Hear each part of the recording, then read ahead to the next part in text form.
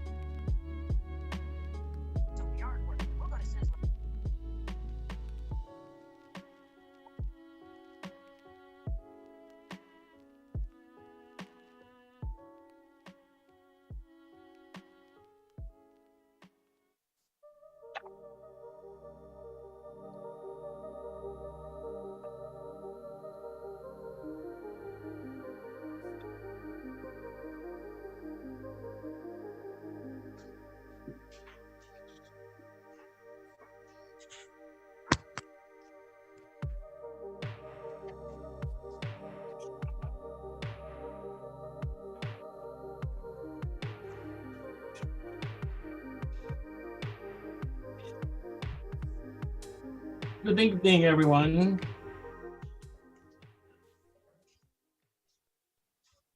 Mga kapatid, dear siblings in Christ, welcome to the 2022 Administrative Support Focus Session of the Pacific Northwest Conference. I am Reverend David Valera, Executive Director of Connectional Ministries of the Pacific Northwest Conference, currently located in the native lands of the Coast Salish and Muckleshoot tribes.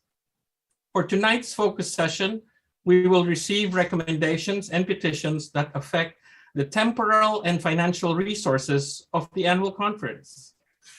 I would like to give a few moments to share with you that for the 2023 budget, which is found in petition number 9, which needs to meet a conference rule about the number of hours when it is presented and when it would be voted on, petition number 9 tonight will be presented for question and answer by Brant Henshaw, our conference treasurer. But the official presentation will be on Sunday evening, the 19th, after we open the Great Northwest session. The bishop will ask Pacific Northwest folks to stay for a bit as we are to receive officially the budget as it is written in petition number 9. And then on Tuesday, when we have our official session as the conference, as the gathered annual conference, we will then approve the budget as presented to us. So for those of you who are rule geeks or trying to find out how we're going to manage the budget, let me say that again. Tonight, we will have we will have an opportunity for Q&A with Brant Henshaw. And then on Sunday, it will be presented by the CFA chair after we finish our work as the Greater Northwest and assume our work or continue with our work as Pacific Northwest only. And then on Tuesday is when we vote on it. Well, tonight's presentation and tonight's focus session will be presided over by Mele Aho. Our treasurer, Brant Henshaw, will be supporting her and will be available to answer your questions. And to support us with the parliamentary work, we have the Reverend Shane Moore, who is our conference parliamentarian. Behind the scenes, we have a team of interpreters who are translating the language tonight to Korean and Hispanic, to the Spanish language. Our tech team is led by Patrick Scriven, with Terry Toby, Kathy Hogue, Ian McKnight, and Tyrone Olds. Now I would like to invite us to start off with a prayer, and I would like to pray in my native tongue of Tagalog. Please join me in an act of prayer. Ama naming Diyos, sa pagsasama-sama namin ito, hinihiling namin ng iyong Espiritu Santo ang siyang magbibigay ng daan upang ang aming gawain bilang isang konferensya ay magampanan. Tulungan po niyo kami upang magawa namin ang mga bagay-bagay na inyong pinagkatiwala sa amin. Samahan po niyo kami ng inyong banal na Espiritu at ang inyong anak na si Jesucristo na siya sana ang gumabay sa aming gawain ngayon. Ito ang aming hiniling at panalangin sa pangalan ng aming Panginoong si Jesucristo. Amen. Now I would like to turn to our dear friend and colleague Patrick Scriven with the next parts of the things that we need to know about tonight. Patrick? Thank you, David. Tonight's focus session includes Spanish and Korean language interpretation to support the full participation of our clergy and lay members. With the help of Don Reasoner's gifted team, we each have a part to play to make this work and ensure that we all can participate well, leaving room for all to speak and to be heard. When you are speaking, please do so at a measured pace to allow for interpretation to occur and for people receiving interpretation to hear, process, and act when needed. As we move through our legislation, we will aspire to do so at a pace that allows for the same.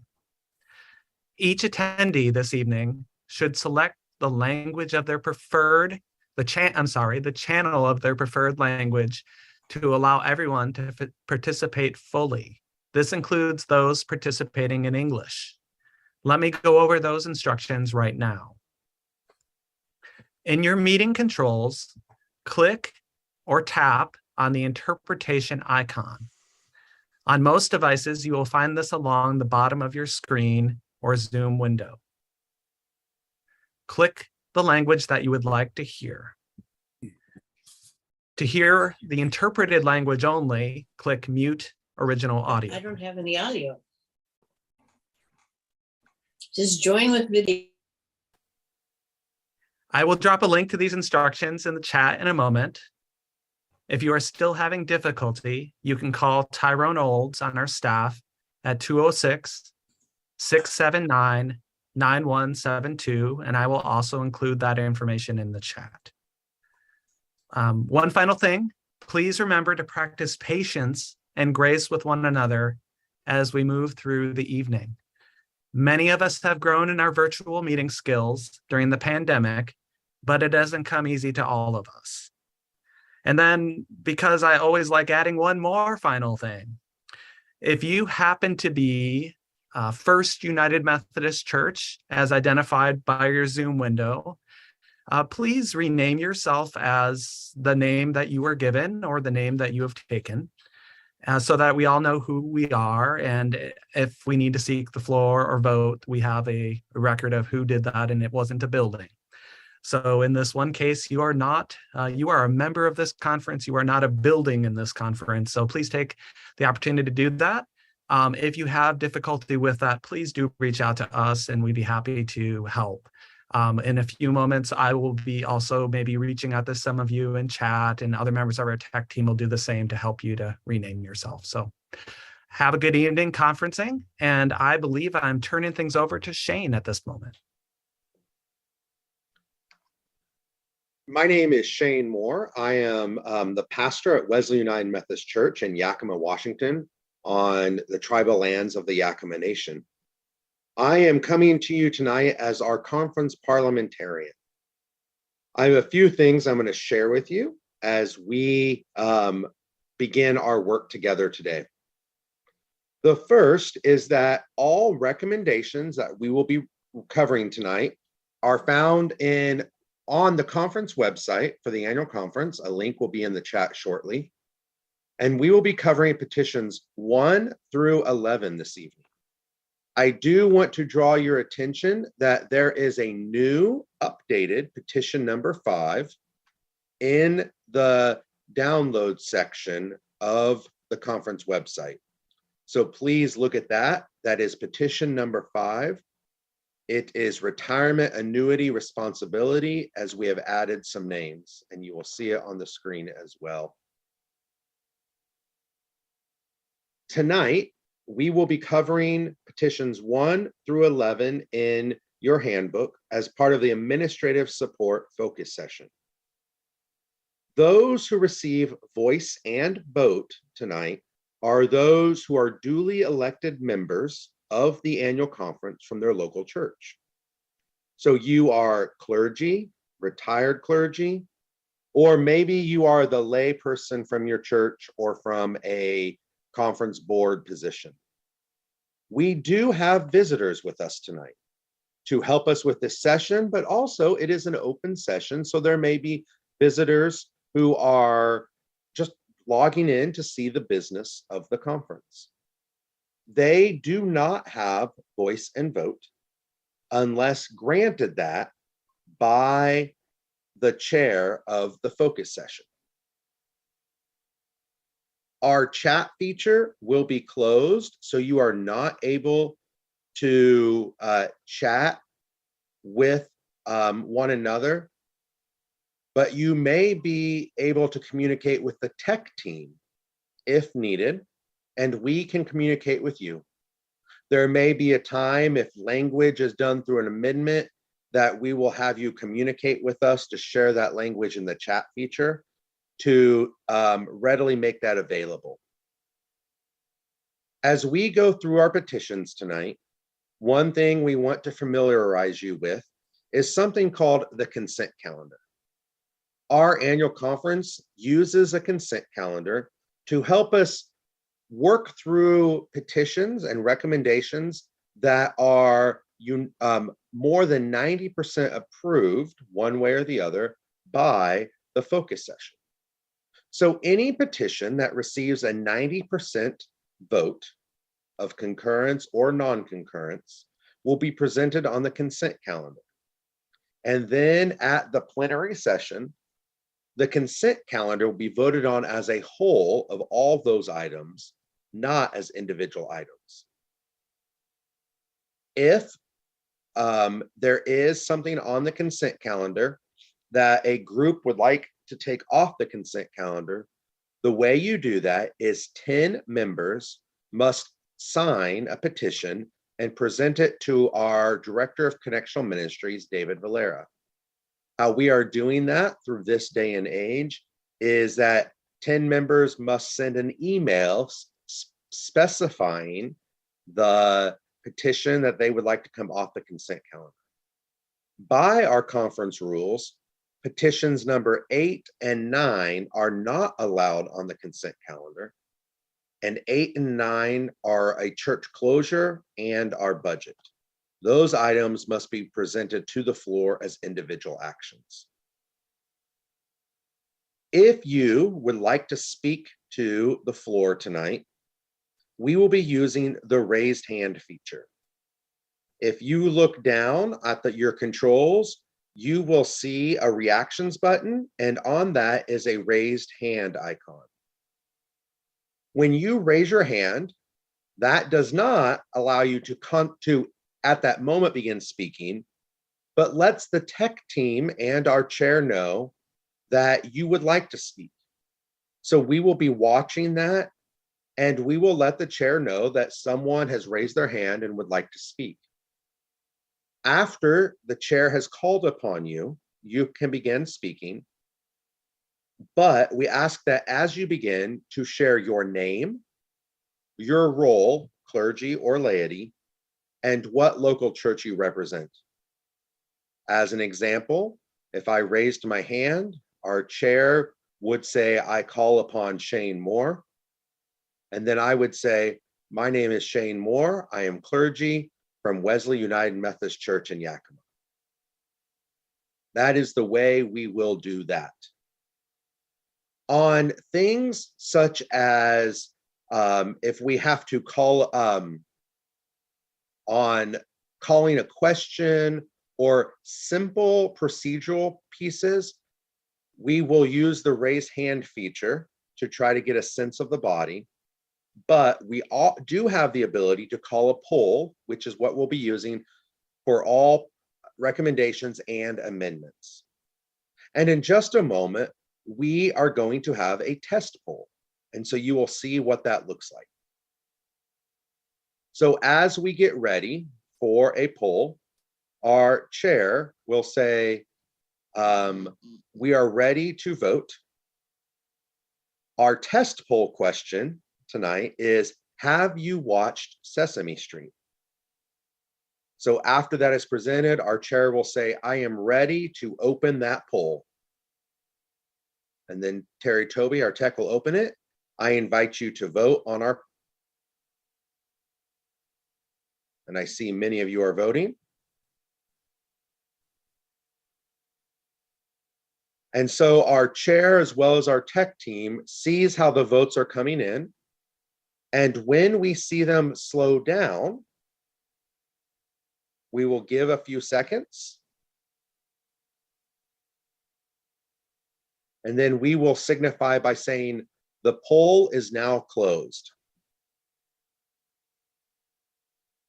I do see a hand is raised. We will get to you in just a moment. Let me finish these because we're going to have a Q&A in just a second. After we close the poll, our chair will ask our tech team to share the results. So we see that 95% of you have watched Sesame Street and 5% have not. If this was a petition to go to the floor, it would go on the consent calendar because it has received more than 90% of the vote.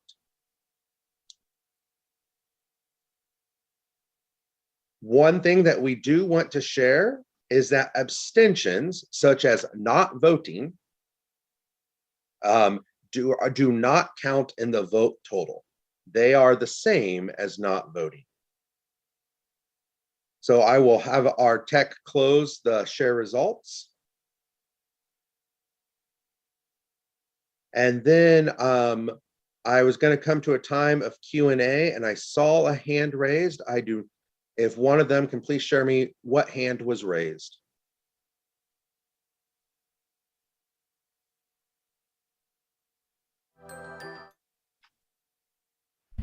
The name was Eric Walker. Eric Walker, if you would unmute yourself if you have a question.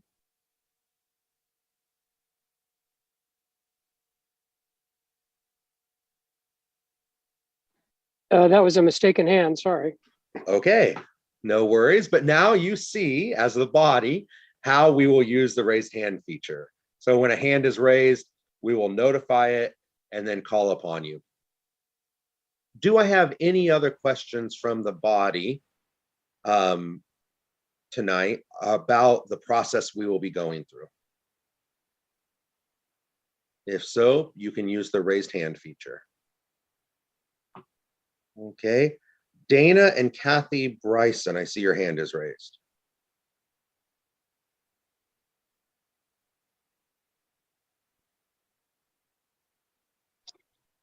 Thank you, Shane. How do you distinguish between people who have a vote and aren't voting and people who don't have a vote to determine the percentage? So we are trusting that our guests and our visitors to our session tonight will not vote when the poll comes up. If you do not vote on the poll, it is not counted. And so there is no real feature on our Zoom platform to set a traditional bar so we know who is where. And thus that we are on the trusting one another in the God's grace to do that accordingly. Okay. Mary Maloney.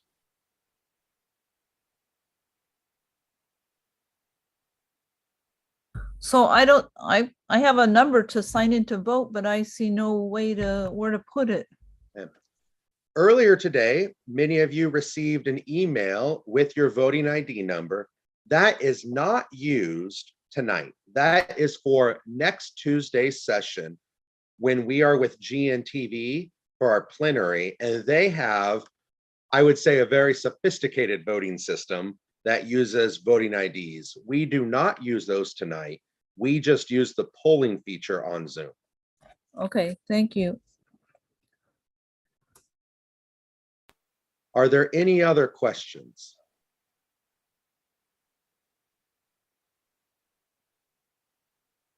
Okay. Not seeing any. I thank you for as we work through this together, as Patrick said, we are extending grace to one another through this time as we do the best we can. But our focus session went quite well last Wednesday, and I know tonight will just go as well, if not better. So I will now ask Mele, our chair of the Administrative Support Focus Session, to come forward, and she will begin our work together. Thank you, Shane. Malo Lele. Our meeting has come to order. Recommendation 1, Conference Advanced Specials, is before us. Do we have a motion?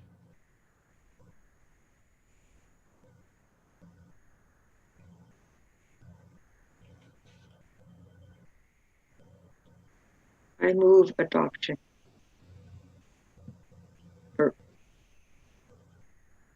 I'm sorry, I move approval. There must be Dana. I second it. And for the record, I'm going to step back for a second, Mele. When we, even for a motion and a second, please state your name so we have those for the recording. So Dana, Bryson, we have you as the second. For the person who made the motion, if you would please state your name as well. My name is Barbara Dad Schaefer. Thank you, Barbara. And it has been seconded by Jeff. Is there any discussion?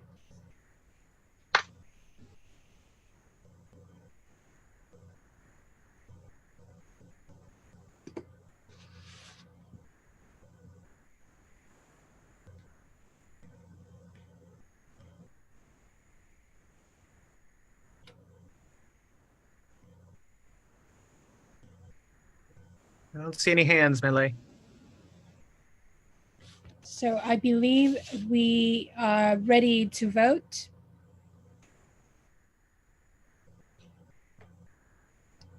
So I would like to ask the tech team to please open the poll.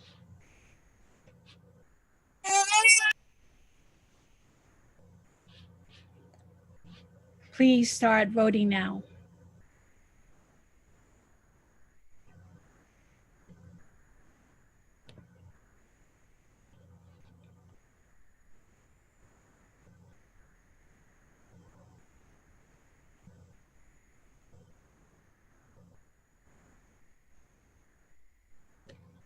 Thank you.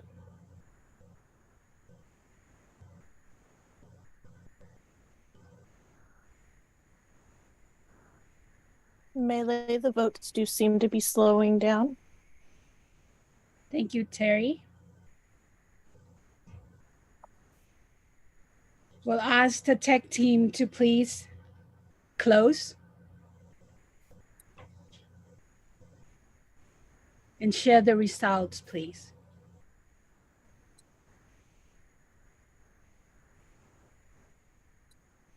$166 is yes to approve the motion for petition 1, conference advanced specials, as presented. And it will go on the consent agenda. Thank you, tech team.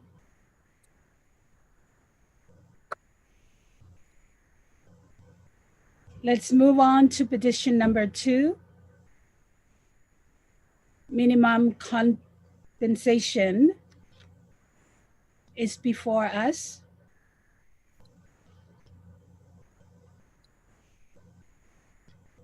Do we have a motion?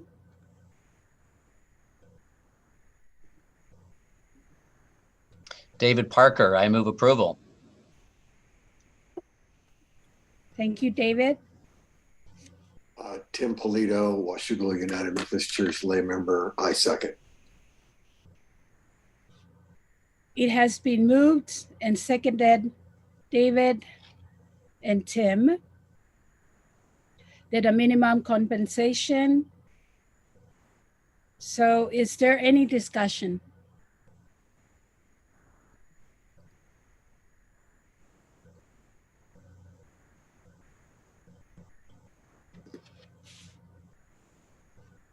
Seeing no hands, Millie. I do see one hand, Sorry, Patrick. there's a hand. Dana Bryson. I invite you, Dana. Please go ahead.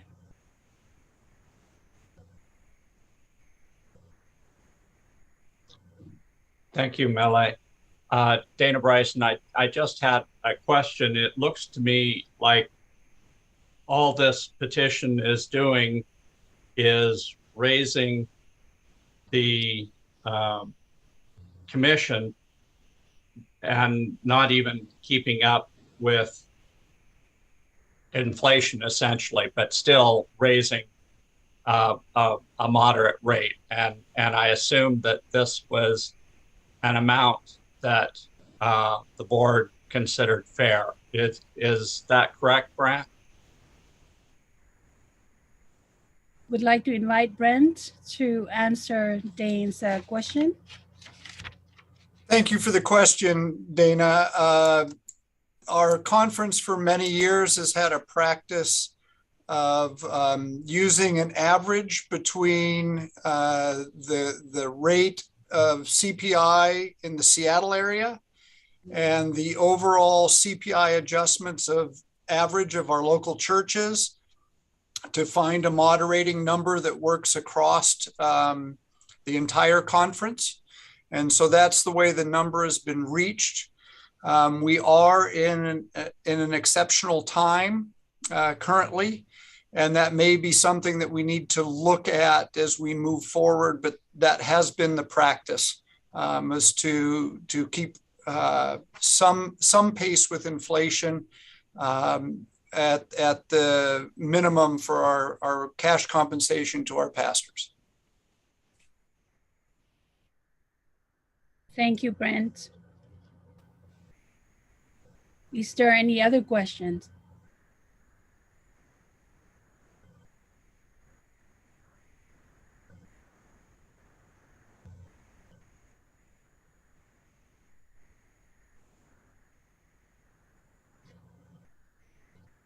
I think, Brent, Dana, you still have your hands up? You want to Yes. follow up questions? Go ahead, please. Thank you, Brant. I'd like to call the question.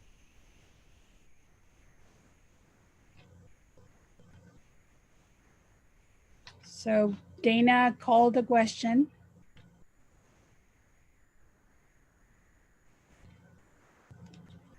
We can go ahead.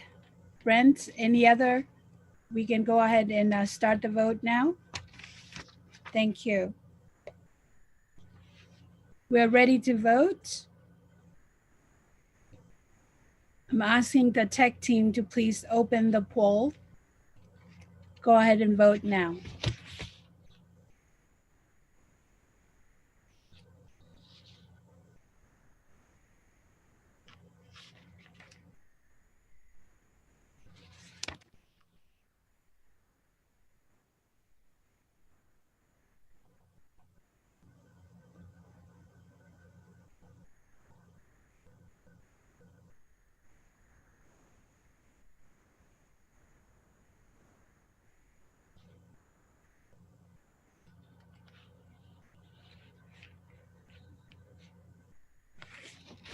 We'll close. Okay. Yep, the votes seem like they've slowed down. I will close.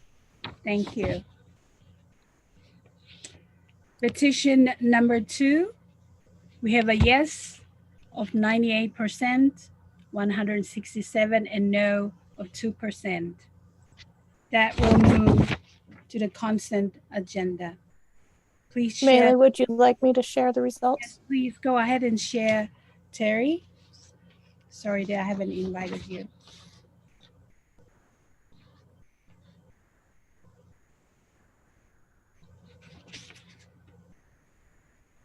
We're going to close the poll now.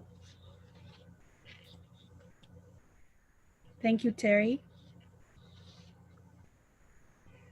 We'll move on to petition number 3, moving allowance.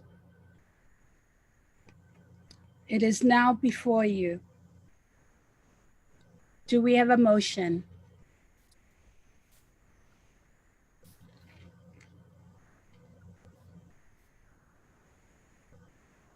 Mitzi Casey, so moved. Thank you, Casey. Do we have a second? Jim Odiorn from First Olympia has his hand up. I will second Jim Odian from First Olympia. Jim, seconded. We're going to move to discuss it. Is there any discussion?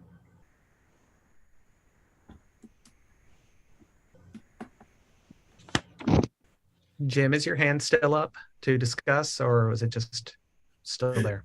It just didn't go down. Oh, all right. Thank you, Jim.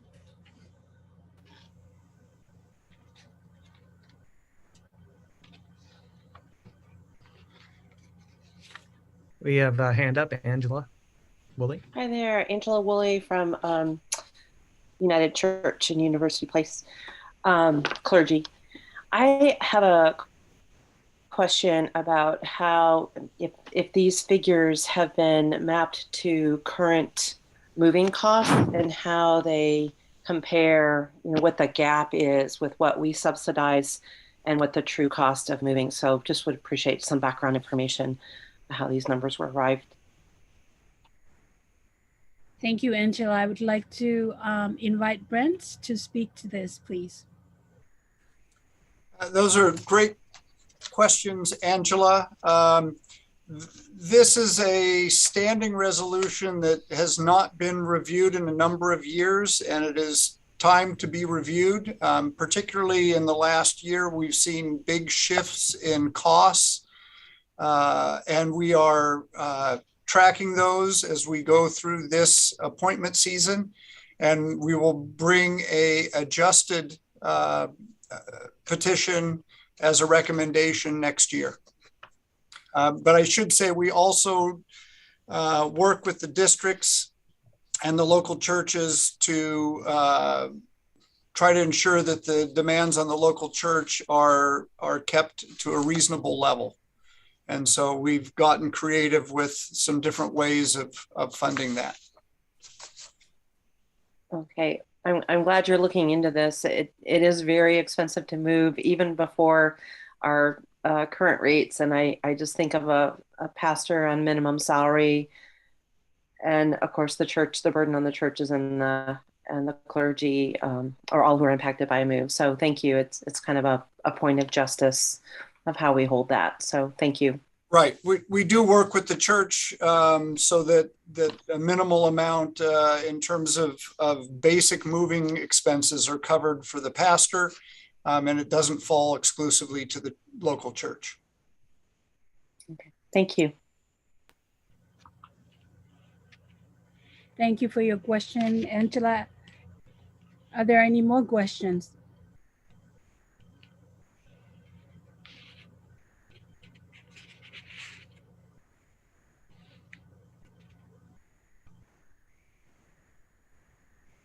Patrick, are we ready? Yes, there are no hands currently. Thank you. We are ready to vote. Please open the poll. Terry?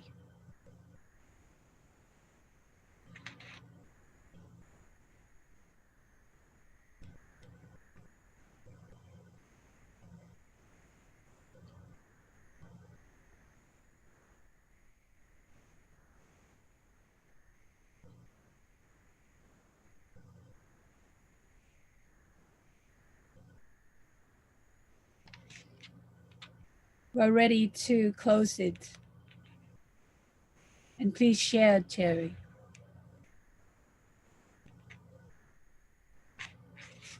Petition number 3 with a yes of 155 and no of 7. Petition number 3 is moving forward to the consent agenda. Thank you. Let's please bring petition number 4, past service pension rate, to the floor.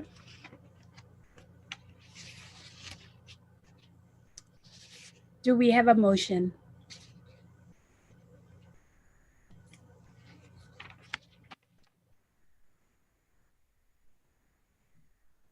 Lilia Malana, clergy from Kashmir and Monitor. I so moved. Is there a second? Bob Southard, Ridgefield, UMC. Second. Petition number 4, past service pension rate, has been moved and seconded. Is there any discussion?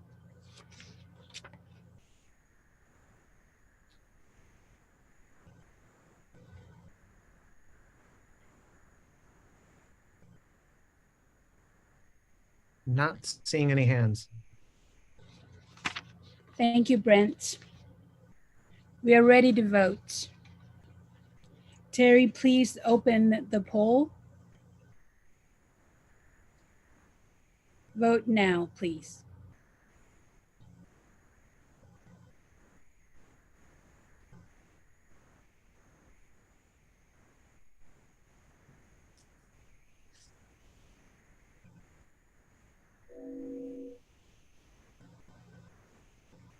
We do seem to be getting a little quicker with our voting, and it is starting to slow down. Thank you, Terry.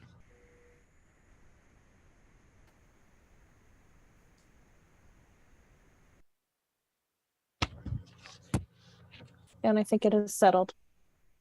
Please close the poll, Terry, and share.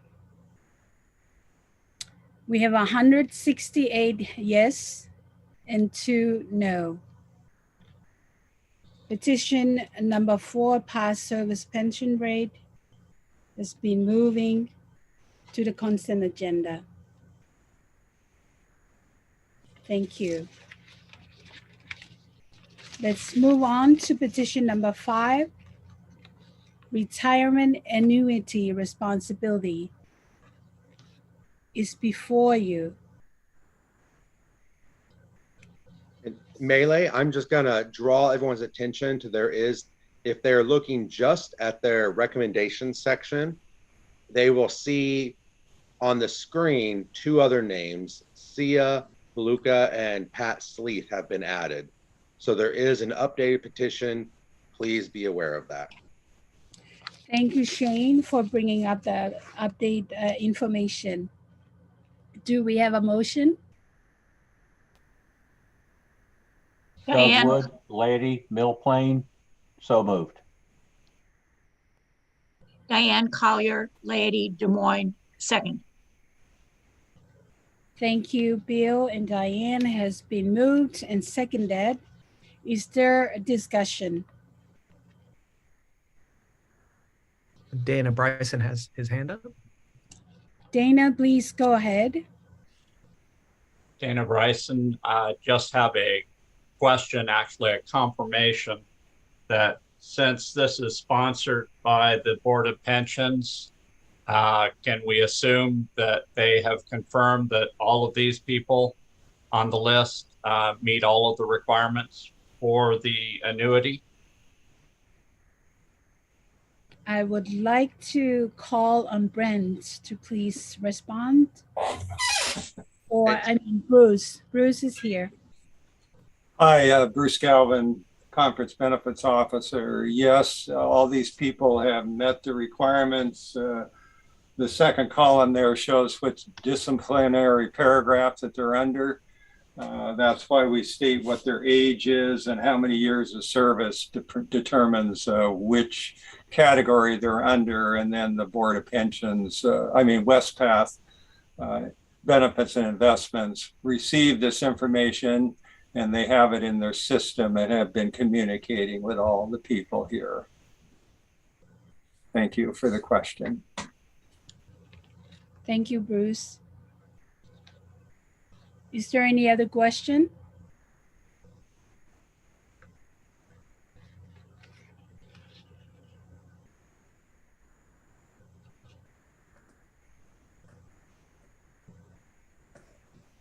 Patrick, we're all right? Yep, I do not see any hands. Thank you. I think we are ready to vote on petition number 5, retirement annuity responsibility. Terry, please go ahead and open the poll. Vote now.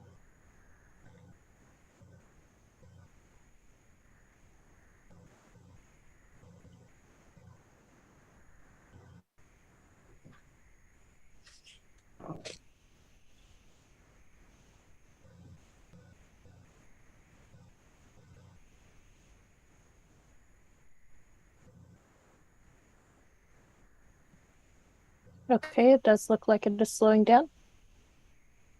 Thank you, Terry. Please.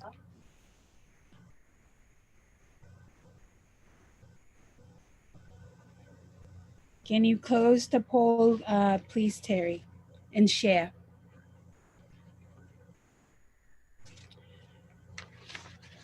Petition number 5, retirement annuity responsibility, has a yes of 171 with a no of 1.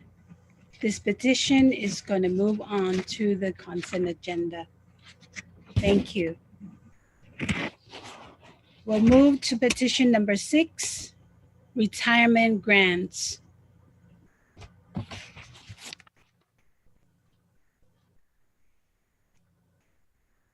Thank you. The tech team has shown it and this is before us.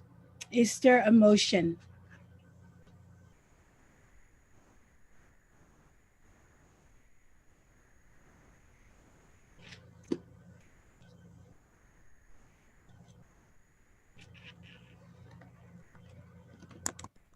Mitzi Casey, Yakima Wesley. I so move. Thank you, Casey. It has been moved. Is there a second? Jim has his hand up. Doug Wood, Mill Plain Laity.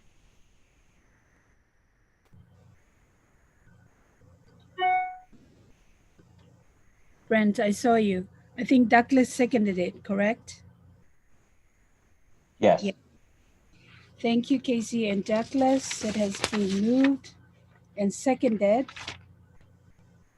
Is there a question or for discussion? I mean, is there anything to discuss? Any discussion?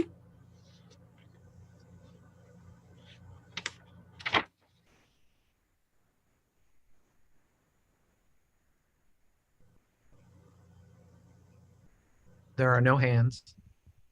No hands? We are ready to vote. Terry, please open the poll. Vote now.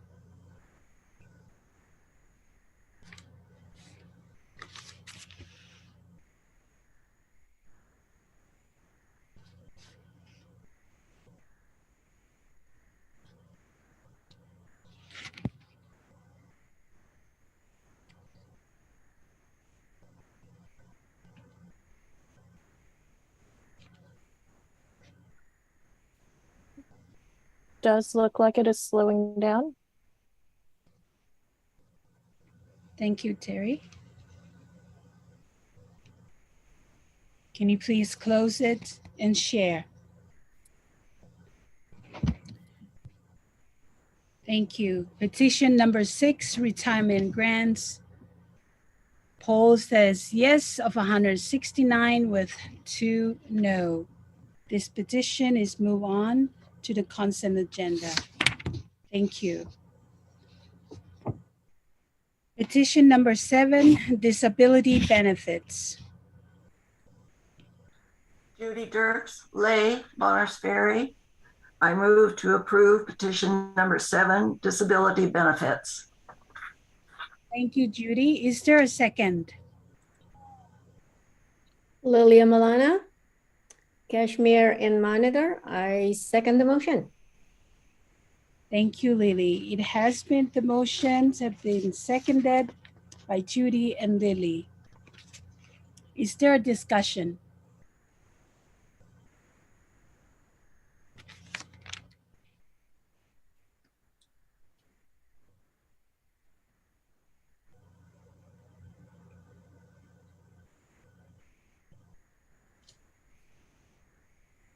See Dana's hand. Dana's, go ahead.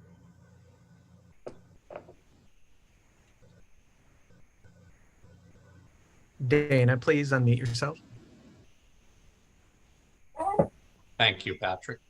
I just had a question. So do I understand this correctly that the Board of Pensions is recommending these people for review by Westpath, and then if Westpath deems them to meet their criteria, then they will implement this? Is that how this works? I would like to invite Bruce to respond to that. Sort of correct. These are people that are currently on disability and they receive a benefit through the Comprehensive Protection Plan. And this is sort of an annual renewal, just basically saying they have to meet the criteria.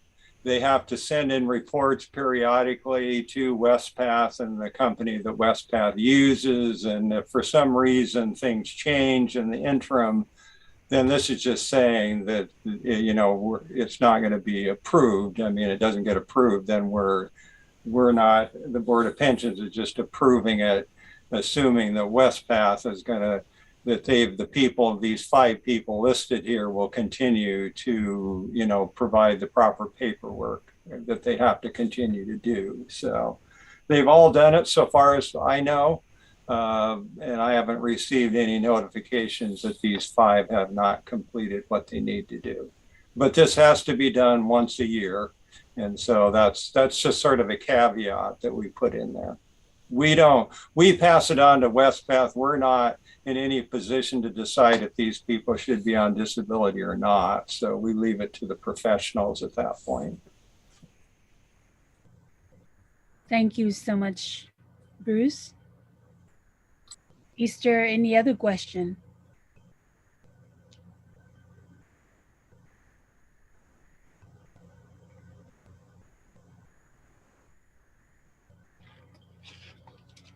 Friends, I think we're ready to vote.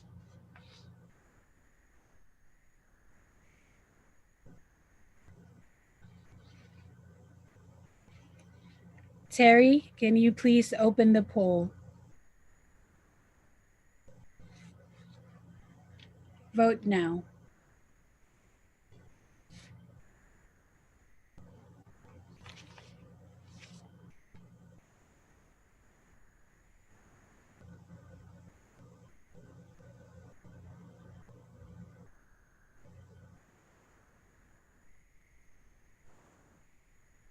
It does seem to be slowing down.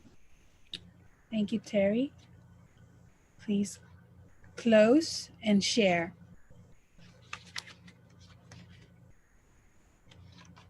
Petition number 7, disability benefits.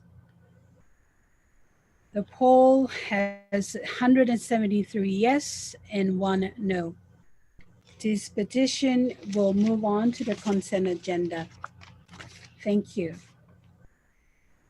We'll continue on to petition number 8, Bonnie Lake Foothills UMC closure. And I believe that we have a presenter. Melee, I do see a hand up right now. Yes. For Pat Simpson. Yes, Pat. I move adoption of this petition, and after the second, I would like to speak to it. Thank you, Pat. Do we have a second? Lilia Malana here. I do second. Thank you, Pat. She moved, and thank you to Lily that she seconded it. Time for discussion. I think Pat would like to speak to that. I would like to speak as chair of the conference trustees to recognize the over 3 decades of ministry of Foothills United Methodist Church. I encourage you all to go to the memoirs section of your pre-conference downloads, page M1. There's a nice history of the church and a really great picture of the congregation. But just briefly, I want to say that this has been a grassroots ministry from the beginning. This church started because a group of neighbors got together, made a proposal, and asked the conference to help them start a church. They began in living rooms, moved on to the school, the library, and finally to the Finn Hall, which became their home for 30 years. They never did build a church of their own. But they embedded themselves in the neighborhood. They grew, they served all ages of people. They have come now to the end of their season of ministry and have voted to close.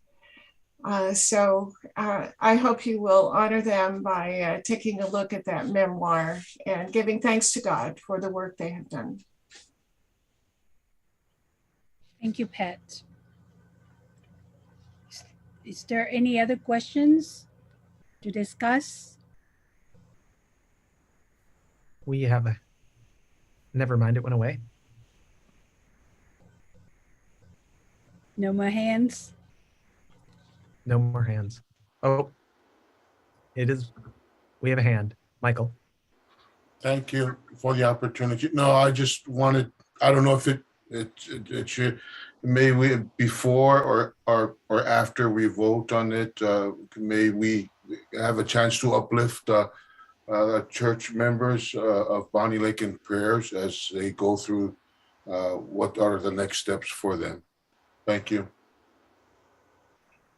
I would like to invite Kathleen Weber, the DS, to speak to that, please. Thank you, Michael. Hi, this is Kathleen Weber, the superintendent. I'm on the road, so I'm not going to put my video up. I'd be happy to pray either now or after we vote, whatever you'd prefer. Thank you, Kathleen. Is there any other question? I think we're ready to vote. Mark, thank you. So Terry, please open the poll. Vote now.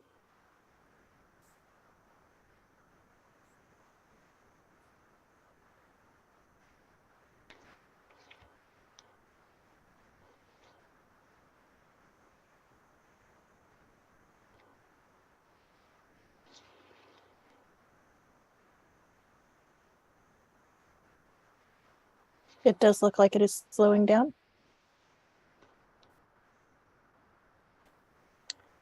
Thank you, Terry. Please close, then share. Petition number 8, Bonnie Lake Foothills UMC closure. Yes of 174, no of 5. This petition cannot be on consent calendar due to conference. Thank you. We're going to move on to petition. Melee, let's pause and let Kathleen offer a prayer. Oh, sorry. Thank you. Yes, please, Kathleen. Yes, let us pray together. Oh, good and gracious God, we give you thanks for Foothills United Methodist Church, for all of the pastors who have served there, for the laity that have worshiped, that have prayed together, that have cared for one another well, that have sought to reach out into the neighborhood to feed people and to provide a worshiping community that is truly welcoming to all. We give you thanks for their life together, and we ask that you bless them as they come to the final weeks of worship together and as they go into separate churches to carry on the legacy that they hold so dear about their church. In Jesus' name we pray.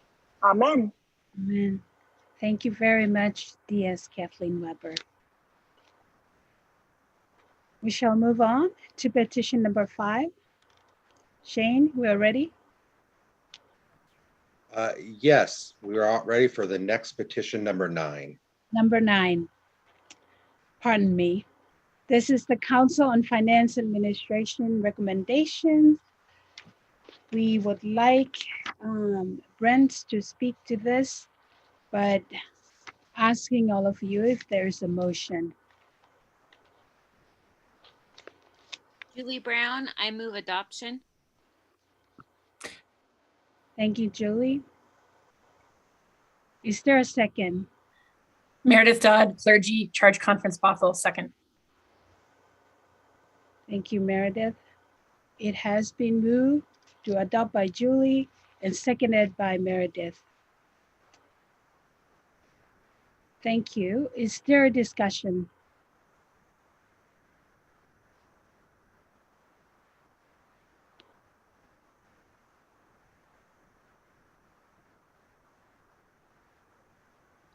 Scott Anderson and Chuck Natland have hands up. Scott was first. Scott, please go ahead. From the beginning of the meeting, I thought the Q&A with this item was going to be at the end of the meeting. Is that not the case? Are we doing questions now? I'll answer that, Melee. Go ahead. So, Scott, we are just going in the order. We do have to approve it as a motion. Okay. But then the plan was to have a discussion with Brant for anyone that may feel needed at the end. Okay, thank you. Thank you for the question, Scott. Brett, we have a second name with a question. Yes, Chuck. Go ahead, please, Chuck. Okay, thank you. I was just going to ask a question about item number 8, about the recruitment of clergy. That I'm wondering why we're not spending more on recruitment of clergy when we have such a shortage in our conference. It seems like we ought to be out there, going to the seminaries and trying to find those that are looking for a home in a friendly environment of the Pacific Northwest, and the greater Northwest. So that's my question, why we're not spending more.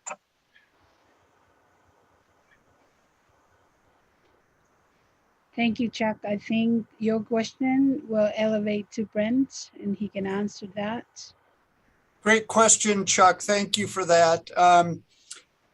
We are spending more than that. We have over several past, I'll call it decades, accrued a bit of a reserve balance for that particular line item. And we have almost $24,000 in reserves there. And so we've been looking at past spending, and we know that we can draw upon that. So we do not have a limitation of the $2,000 that we're asking in the current budget.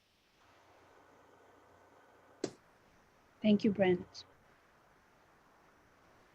Is there any other? Scott, is there any other question?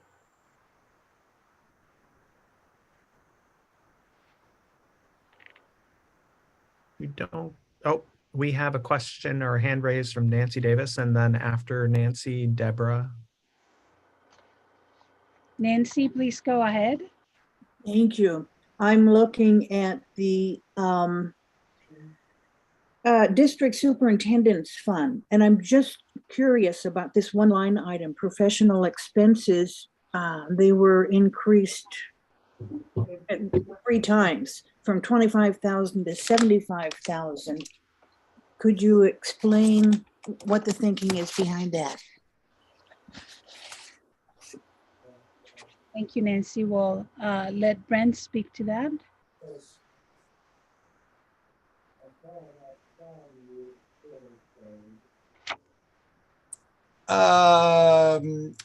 So for the professional expenses, that includes all of the travel and things that we have not done in the last couple of years. And so now anticipating the reduction in restrictions on gatherings, that the DSs will be traveling more than they have. It also speaks a little bit to Chuck's question about the need for our superintendents to be out at seminaries. And so looking ahead also to some travel a little further afield for recruitment and things as well. Thank you. That makes so much sense. Thank you, Nancy. Deborah, please go ahead. Your question? Deborah Beeks, Christian, Calamity United Methodist laity. I noticed line number 9, Social Security. We have wages going up, but the Social Security is not going up, and you would think it would go up 7.5%. So could you explain that, please? In our, you're speaking still in the superintendent's section, I'm assuming? In the conference treasurer's office, when you have salaries, then you go to line item or line number 9, Social Security. So the 22 budget is 30,000. The 2023 budget is 30,000. But the staff salaries have gone up 5.88 on line 7 and 3.2 on line 5. So how do we not have a Social Security increase? We likely will. We are doing significant restructuring in the finance office. And so the totals that are there are somewhat placeholders. And so we will be within that total compensation cost structure, meeting those numbers. Okay, but if your wages go up, your Social Security goes up 0.0765%. Yeah, but I'm not positive that that everything will go up equally. I'm trying to budget for something that I don't know what the final numbers will be. And so again, looking at each line, you are correct, but I am looking at the total with the cost of employees. We will make the numbers work.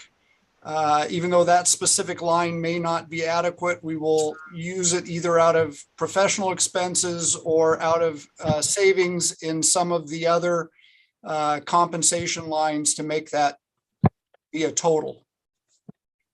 Thank you. Good sharp eye, though. Thank you for looking at that. Thank you, Deborah. And is there any further question? We had a few hands that went away. So let's give them a moment if anybody needs to put their hand back up, but I am not seeing any. Thank you, Patrick. We're ready to vote. Terry, please open the poll.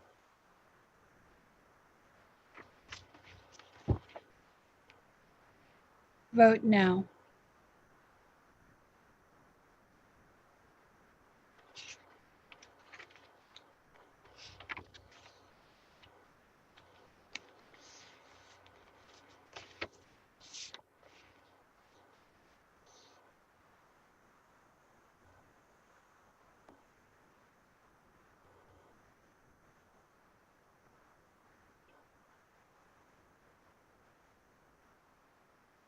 It does look like it is beginning to slow down. Thank you, Terry. Can you please close the poll, then share?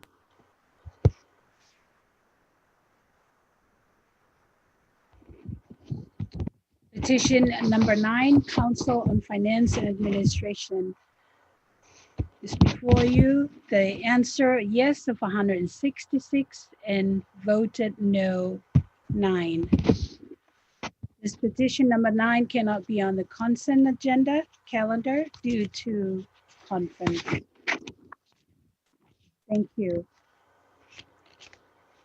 We'll move on to petition number 10. Joe Kim, Clergy Bothell, United Methodist Church. I move for adoption. Thank you, Joe. Is there a second? Michael Seui, clergy, Calivaria, UMC, move to second. Thank you, Michael. Joe moved the petition number 10, seconded by Michael. Is there discussion? Lynn Swedberg's hand is up. Lynn, please go ahead. Hi, just wanted to explain a little bit. This is something out of the Book of Discipline, and we believe we have passed it in the past, but nothing ever happened. It hasn't been on the conference calendar. We've received no offerings, so we are bringing it up again, hoping that we can kind of revive it and our conference committee can staff it. And I'm also putting in the chat to Patrick some revised resources that are available to help local churches celebrate this. So just wanted to make those points clear. Sorry, Lynn Swedberg, Deaconess, Manitou, UMC, Spokane. Thank you, Lynn.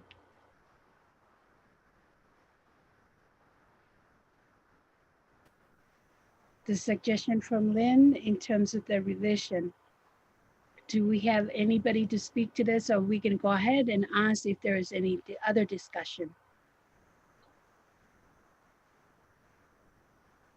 Melanie, just responding as a conference communications person, if the conference passes the petition, I will receive with gratitude the aforementioned updates from the team. Thank you, Patrick. And we do have a hand up. It is Doug Wood. Doug, please go ahead. Doug Wood, laity, Vancouver, Mill Plain. I noticed the wording of this resolution says will. And I'm wondering about if maybe I guess an editorial agreement to change that to something along the lines of is encouraged to.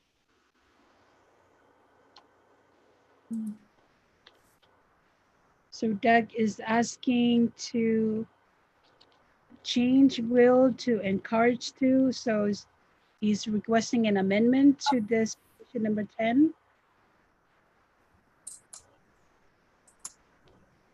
So Melee, that is a motion for an amendment, and we need a second for that, as we cannot make editorial changes once a motion has been presented.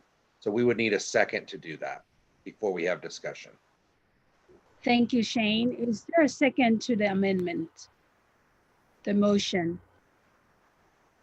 Julie Brown, I second the amendment. Thank you, Julie. Douglas moved to make an amendment, seconded by Julie. Is there discussion? Lynn's hand is up. The reason that we, sorry, Lynn Swedberg, Deaconess, Spokane.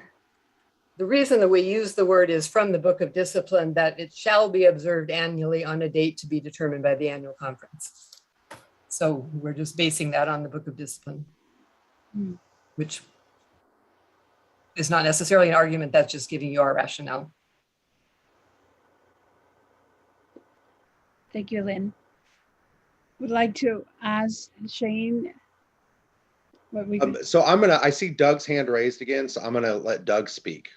Or Melee, I'm gonna ask you to allow Doug to speak. I do not have that permission, that ability. Thank you, Shane. Doug, please go ahead. Just my interpretation of the shall from the Book of Discipline is that's for the entire denomination. So it shall be observed. When you say will, each congregation will, then it sounds to me like you're mandating each congregation to do it. And A, I don't think we have that authority, and B, I don't think it's likely to happen.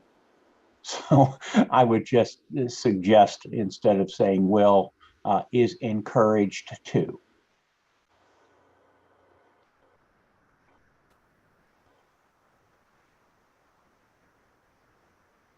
I would like to ask the parliamentary, Shane, what are we going to do is move So on. that was Doug giving and let me think, a speech for his amendment. So we are in the discussion part section, Melee. And so at this point, let us continue discussion. I see there are some other hands raised. And so what I would encourage you to do, Melee, is it looks like we have multiple participants' hands raised. So to ask for speeches for and speeches against, and we go back and forth. And the amendment is to change the language from will to encourage. And I am going to ask and pause for a second, make sure I'm correct. Doug, you were just switching out those two words, correct? I believe it would read more clearly if instead of the motion saying will, if the motion said is encouraged to. Okay. So actually 3 words. Okay. So then I'm gonna pause on that and make sure, Ian, if our tech team has that without us retyping out the whole thing.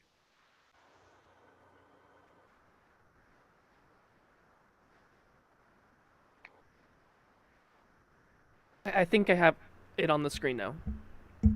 Okay, so he has, and then the language would just be substituting will with be encouraged to. So then Melee, I'm gonna push it back to you and let you lead a discussion for and against. Yes. Thank you, Shane. We will continue the discussion. Is there anyone speak for the amendment to make the motion to make the change from will to be encouraged to?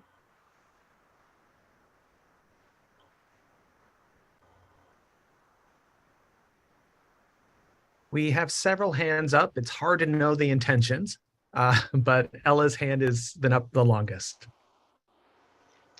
Ella Dito, clergy, Trinity United Methodist Church, Ritzville. The shall, I believe, goes to the observance of the particular Sunday. The will here is in reference to the offering. So I think that's the difference between the two.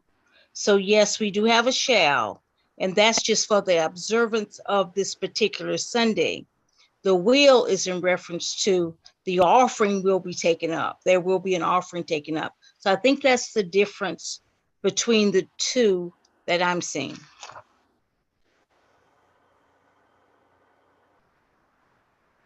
Thank you, Ella. Is there any other person that want to speak to it?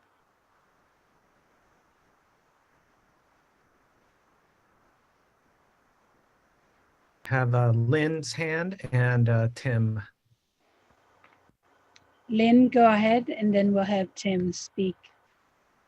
This is Lynn. As the person who actually typed up the amendment, I missed the difference between the first will and the second will, and I understood that this amendment was referring to the first will, and our committee would entertain just a friendly, yes, that makes sense, let's go with it.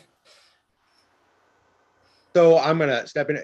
Lynn, at this point, because the petition is before us, there is no such thing as a friendly amendment.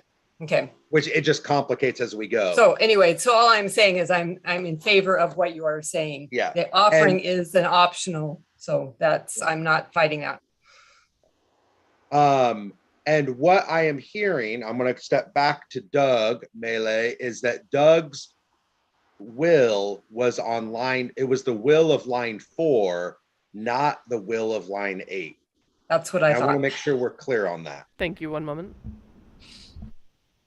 That's what confused me. But I want to make sure I'm right, Ian, because I read it, I heard it differently. So Doug. You are correct, Shane. My intent was at line 4, and I'm sorry I did not make that clear. Okay. But it should also then follow editorially that there would be the same is encouraged to on line 8.5.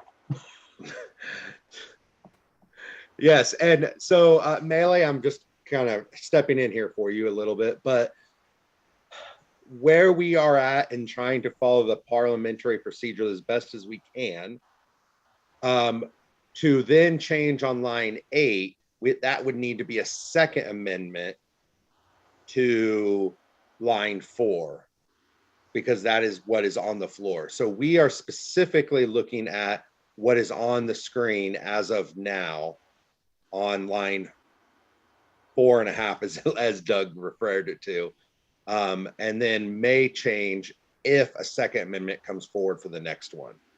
So I want to be clear for everyone, that is where we are currently at.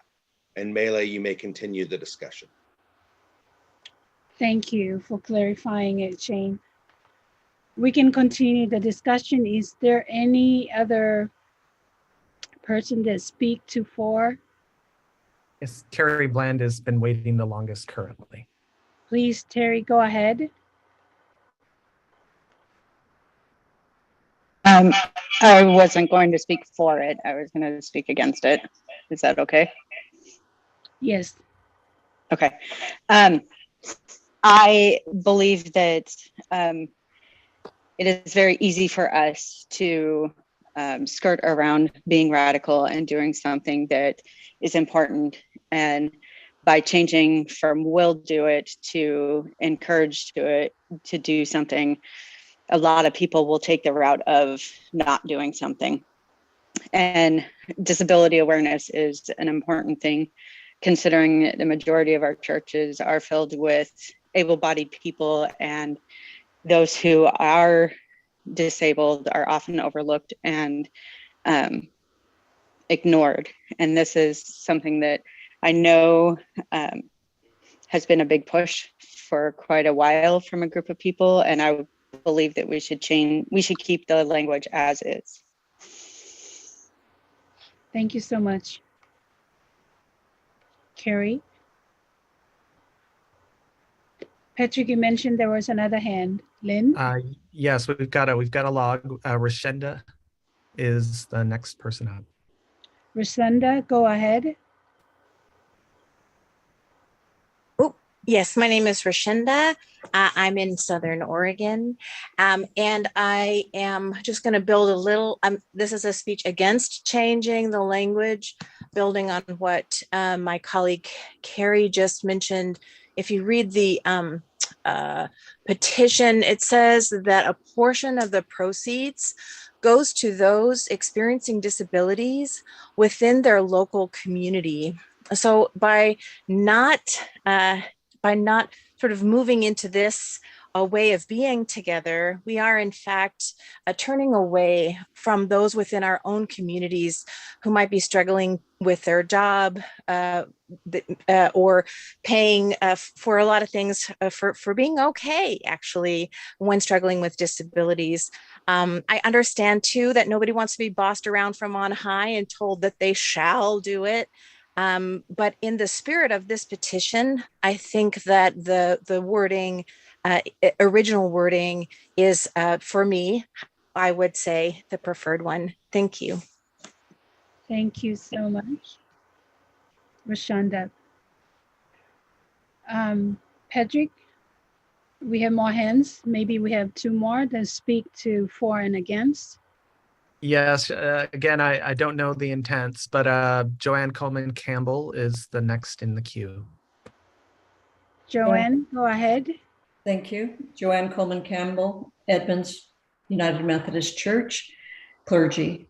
I would speak against the amendment because if it has been resolved in the Book of Discipline that we will observe this Disability Awareness Sunday, then we as a conference can't be changing the language of the Book of Discipline. We can perhaps go back to the offering and put that as encouraged, but that's a different amendment. So I speak against this so that we do not change the intent of the Book of Discipline. And I echo everybody else's comments about the importance of Disability Sunday. Thank you so much, Joanne. We can bring in the next voice to the floor. John Schaefer is next up. Go Don ahead. Schaefer, clergy delegate from Stanwood United Methodist Church. I'm currently part of a church that really works at including people with disabilities, and I really want to join in opposing this amendment. I would like to keep it as it was presented by Lynn. Thank you. Thank you so much, John.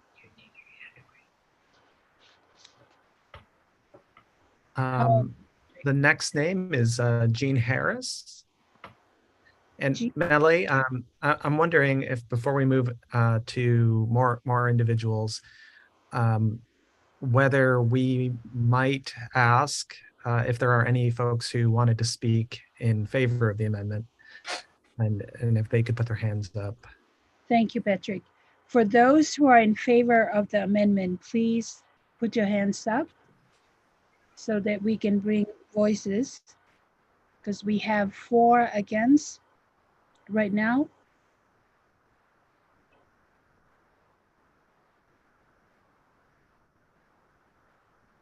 Doug's hand is back up.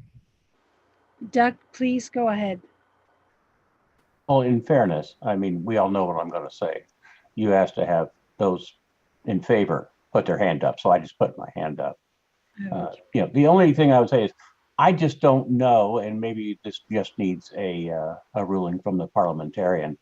I just don't think the conference has the authority to require individual congregations to celebrate or do any specific action. I don't think the annual conference has that authority. I could be wrong, but I'm not talking about the whole disability awareness thing at all. I totally agree with everything everybody said. But I just don't think we have the authority to require it. That's all.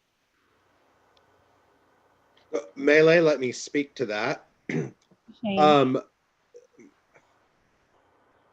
Yeah, Doug, the Book of Discipline actually does give that authority. An example of a conference advance special or a special Sunday. And why I'm pausing a second is, yes, it can require it, but we do not police it. I do not know, and maybe Brant can speak to that as a conference treasurer, but I do not know an example of the conference or the denomination policing that we do hold the special offerings that the denomination has called us to hold.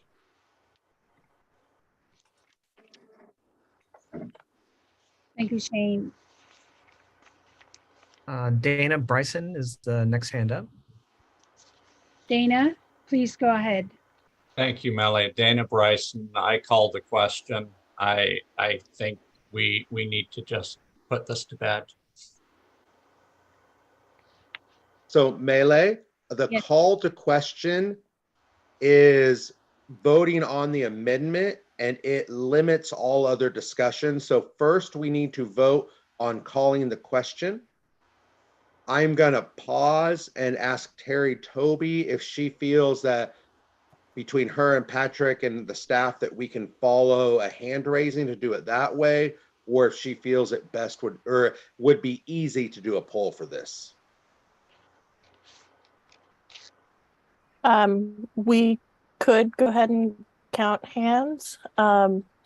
We also do have a poll ready to go to ask if they are approving the motion to call to vote. So let me make sure I'm correct, Terry. You have a poll on calling the question, not on the amendment. Calling the question is we're ready to vote. I do have a poll ready that's asked, do you approve the motion to call to vote? Would you like that to say on the amendment? No, so Okay. I just want to make sure we're clear on wording here, Terry. Thank you. So Melee, a poll is ready to allow us to call the question, which then, if it passes, would have us vote on the amendment. If it does not pass, it would allow more discussion. Okay. Makes sense. Thank you, Shane, for clarifying it. So Terry, will please go ahead and open the poll so we can vote on call the question. Vote now.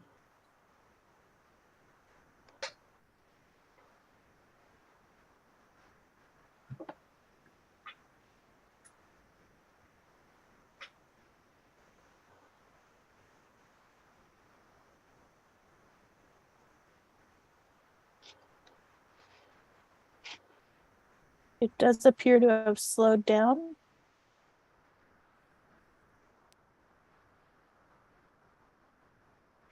Thank you, Terry. Please close and share. The motion to call the question, 155 yes and 21 no. Thank you. So that allow us, Shane, to go ahead and do the motion on amendment. Yes, that will be, so discussion is ended. We are now voting on the amendment. Thank you. Terry, please open the votes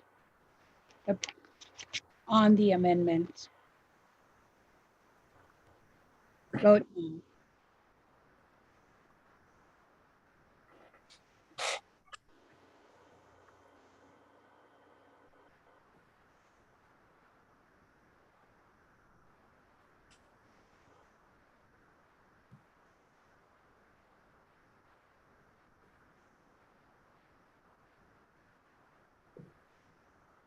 It does look like it is slowing down. Thank you, Terry. Please close and share.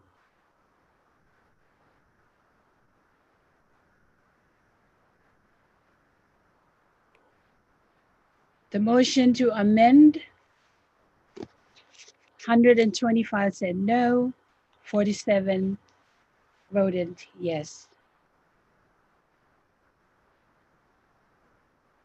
So Melee, the motion has failed Yes. and we are back to the original petition. Therefore, as Shane mentioned, we are back to the original petition number 10, Disability Awareness Sunday with offering, same language. Thank you. Petition number 11, we can move on to that. And that's our last one. There is a hand raised. Metley, we have a hand, Justin White, and I don't believe that we actually voted on petition 10 yet. I believe we've just voted down the amendment to petition 10. Thank you very much, Patrick, for reminding. You're welcome. Let's please, Terry, open the poll. But you mentioned, sorry, Patrick, you mentioned that there was a hand? Yeah, yes, we did get a hand that slipped up in between. We actually have two now. One is Justin White, but I would refer to Shane, but I believe the floor opens back up for discussion once the amendment is dealt with. Yes, it does, Patrick. Now the floor is open for discussion. So Justin White. Justin, please go ahead. Yeah, Reverend Justin White, Stanwood United Methodist Church. I call the question. Can I do that? Justin is calling the question, Shane. Yes, Justin can call the question. Melee, I'm going to ask for just a short pause. I'm trying to also answer another question but let me pause to make sure I know I'm correct on the procedure to call the question. Thank you. Yes, please. So I don't know if, I know we had some, I'm going to see if Ian could maybe place a quick video so I can make sure. You got it. Recess until the parliamentary double check the procedure. So Ian, please play a video. Thank you. It's been 2 years since we've been able to offer your campers the awesome experience of summer camp, but this year, that all changes. Hi, I'm Mo. I'm the program director at Lazy F Camp and Retreat Center. Hi, I'm Henry. I'm the program specialist and media guy out at Lazy F. We are beyond excited to share with you our changes for this upcoming summer season. We're bringing back our classic overnight programs after 2 years, which includes Grand Camp and Wranglers Camp. In addition to that, Day Camp you can expect to see back again for our Kittitas County kids. And lastly, look for Family Camp, which we'll be offering for select sessions this summer. There's a lot to look forward to, but a successful summer won't happen without the involvement of people like you. Whether you bring your kids to camp, invite friends, volunteer, or support us financially, you're a crucial part to our success. Exactly. You can follow us on our social media. We'd love to hear from you. So visit our website to learn more and get in touch. And we hope that you mark Lazy F on your calendar for this summer season. See you at camp.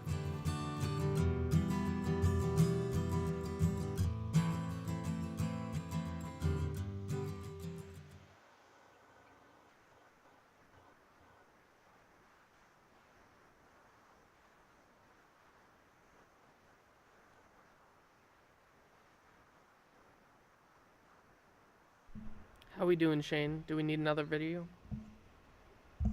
No, I'm going to say no more, not another video. Just give me just a few seconds, Melee.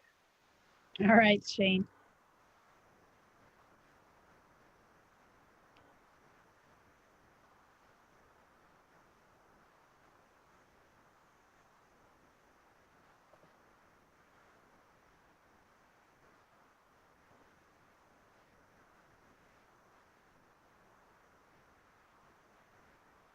Okay, so what this requires, Melee, from my quick looking, is it requires a second. It is not debatable. And then calling the question, or the technical term is move the previous question, I should say, does have a vote. So we need a second, and then we will vote to allow us to end debate and vote. Yeah, I second Polito, Washington United Methodist Church, lay member. Thank you. The motion call the question has been seconded. So we'll move to vote.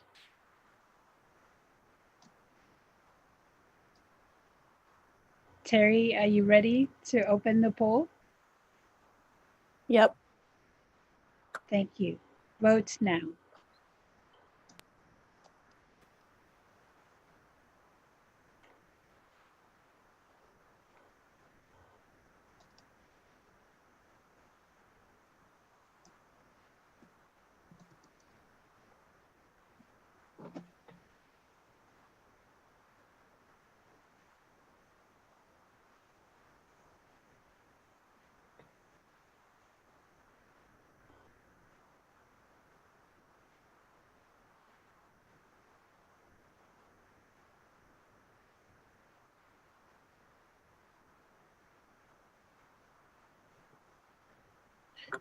Does appear to have slowed down.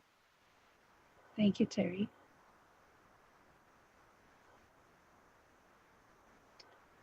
Please close the poll and share.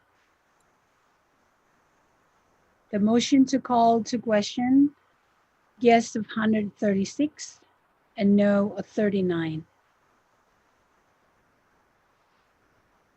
The poll ends. Then we'll move on to the discussion back chain to the original. No, what we are doing now is voting on the petition number 10 as presented. Thank you. There is no more discussion. No more discussion. So we'll move on and vote on petition number 10, Disability Awareness Sunday with offering. Terry, please open the poll. Vote now.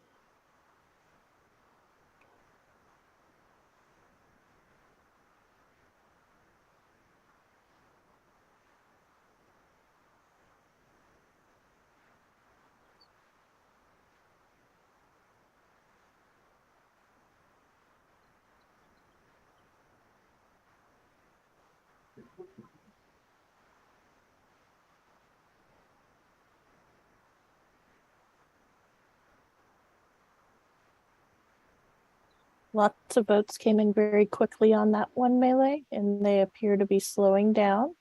Thank you. Please go ahead and close and share the results.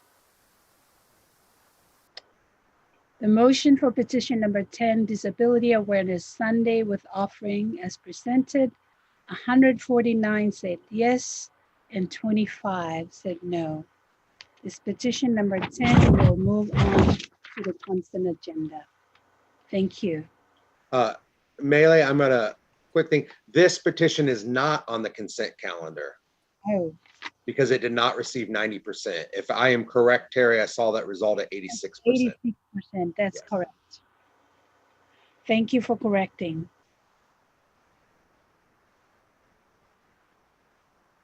Shane, are we ready to move on to petition number 11? Yes, we are. Thank you. As Shane mentioned, 86% yes is not going to move on to the consent calendar. Petition number 11, revised limits on church property sale use. Do we have a motion?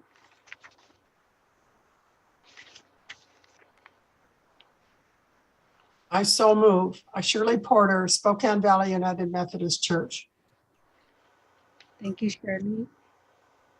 Is there a Jill second? Usher has their hand up. Jill Usher. Jill Usher. Second the motion.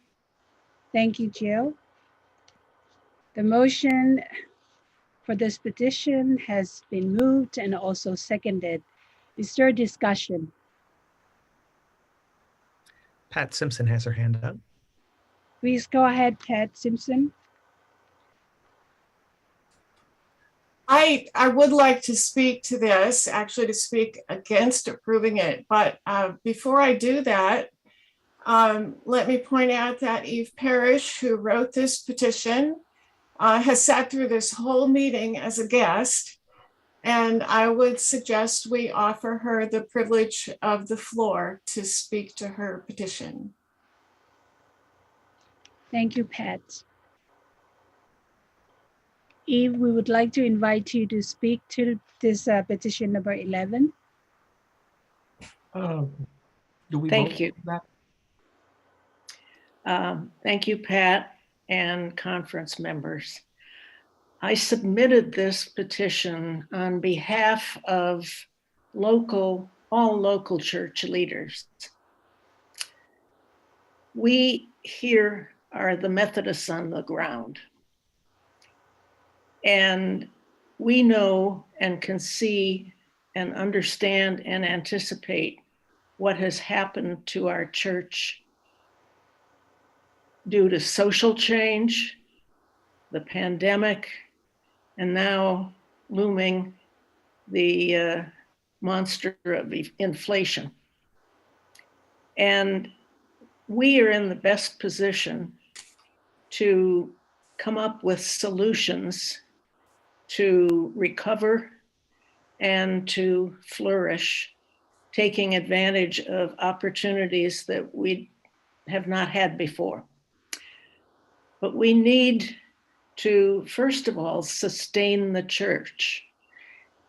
And it's my belief that local churches need the authority and the flexibility to apply the resources at hand where they are most needed. Having a pot of money, if a church should decide to sell its property, locked up for a someday situation in capital improvements, seems unwise and discouraging. I believe that the local church, using the mechanism of the annual conference as chaired by the DS, provides an abundance of wisdom and common sense to be able to apply resources, profit resulting from the sale of church property in the best possible way. And I'm advocating that local churches be granted the authority to make those decisions.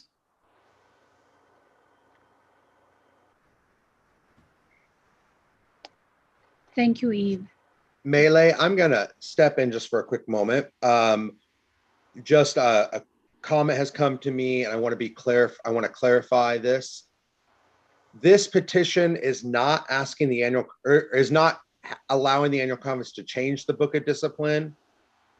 The way it is written and the way our conference rules are written, if this passes, we would make this a petition to general conference. We do not have the ability to change the book of discipline. If that confusion is there, it was written this way to then follow our conference rules and what general conference rules on annual conferences submitting petitions. So I want to be clear that this is not us changing the book of discipline. If it passes, it would be us submitting a petition to change the book of discipline. Thank you, Shane. Now we would like to invite Pat. Your hand's still up. Thank you. I just to add another thing about process. An individual United Methodist can send a petition directly to General Conference without the endorsement or the annual conference serving as an intermediary. So in effect, we're being asked to endorse this, and Ms. Parrish can send it whether we vote yes or no. I want to speak against this change.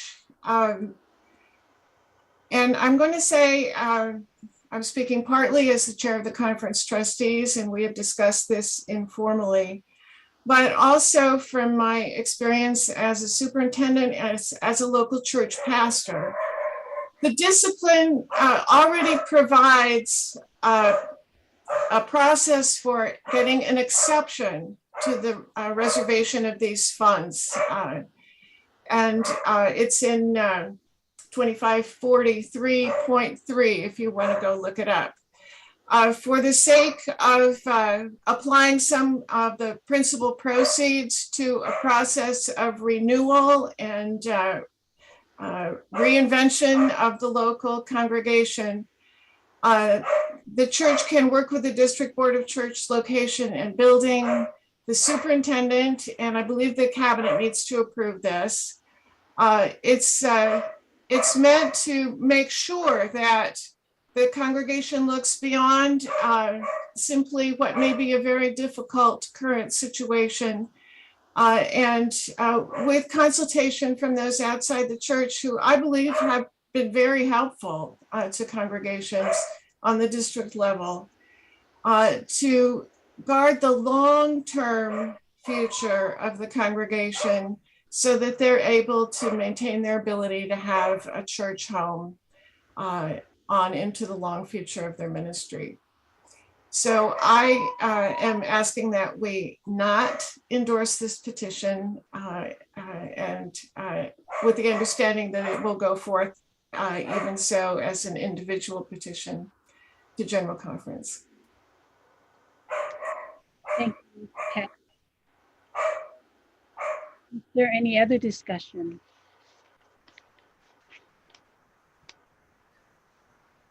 Melee, just a tech question. I've had a request for the language or paragraph 2543.1. I do have that available. I can drop into chat easily if you are amenable to that. Yes, go ahead, Patrick. Thank you. All right, everybody. I did copy and paste this out of the Book of Discipline, so please do not report me to GCFA. And also, there may be a few typographical weirdness from doing that, so please read past those. The next hand up is Dana Bryson. Dana, go ahead, please. Thank you, Melly, and thank you, Shane, for addressing the point of order that I had in mind, but now I'll just briefly say that I could see the wisdom of applying this on a case-by-case basis, which, as was earlier stated, is a possibility currently. I see the potential for harm in the current situation of making this a general application as this proposal does, and I would urge it be voted down. Thank you. Thank you, Dana. Anyone else that want to speak to? Debbie Speary, and there's a line behind her. Go ahead. Debbie Sperry, clergy, Wenatchee First United Methodist Church. I also would speak against the motion.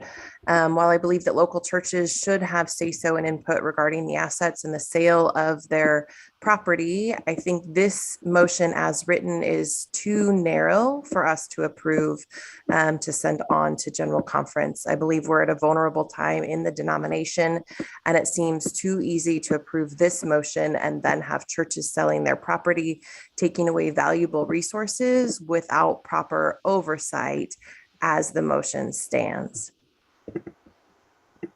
Thank you, Debbie. Anyone else? Patrick? David Parker is next in queue. Go ahead, David Parker. Thank you, Mele. Colleagues and friends, David Parker, clergy, First United Methodist Church of Oak Harbor. Speaking neither for nor against, but just asking a clarification, which some other churches might find themselves in that Oak Harbor is. We are having to remake ourselves, and we are asking all of those questions that I think this question that Eve brought forth is presuming that we need to find creative ways of revitalizing. Anyway, so the actual language, and maybe Pat Simpson, maybe this is a question for you, Pat, or maybe Brant, real property. And the phrase real property is qualified by on which a church building or parsonage is located. We actually have a piece of real property that we have no church on, that we have no parsonage on, that is separate from those two other pieces of land that we are pondering how we can use that in the future. And I'm just asking, that's not under this paragraph. We can do with that whatever we want. Is that correct? I think your own superintendent should answer that, not me. But you've caught a very important distinction. Yes. All right.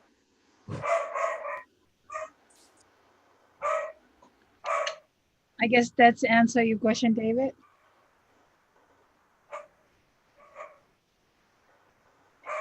Patrick, do you have any other? Eric Walker. Eric Walker, please go ahead. Yes, Vashon, like Oak Harbor, is in the process. Eric Walker, lately elected member to conference, Vashon United Methodist Church. Vashon is very much in the same place as Oak Harbor, where we're a conference vitality team project, and we're in the process of doing some very creative things with our real estate that involves sale and long-term leasing. So my question is, when we go to up the food chain of conference to get approval for using proceeds in the spirit of this petition, does RDS or boards, are they operating within the Book of Discipline if they make an exception so that we can use proceeds in different ways than stated only for capital improvements? Or do they have the power to go ahead and do that? So as long as we keep them informed all the way along the way, and we think we make a good case, and they say, yes, you can go ahead and do that. I just want to make sure that they're operating kind of within the lines when they give us that authority. Defer that to Pat Simpson or Brent. I'm happy to respond to that. Again, it's the point 3 section that follows the paragraph that Brant put up, yes, they are within the discipline to work with you to craft and approve and support something innovative that you want to do with principal proceeds. So then I speak in opposition to the petition. And I'm done. Thank you, Eric. Are there any Sue other? Ostrom. Sue Ostrom, and then Barbara Schaefer, and then Tim. I just have it's Sue Ostrom, pastor at clergy at Vancouver Mill Plain. I think there's a distinction between churches that close and their property is sold versus churches that are doing what some of the others have mentioned, and that is, while maintaining the congregation and the life of the church, may choose to, for example, sell off a piece of property or even sell off their entire building and function in a way that's church without a building. I'm not sure if this petition addresses both of those situations or either one of them, just so I don't speak for or against, just a question. Thank you. The question is before us. Eve, would you like to speak to that?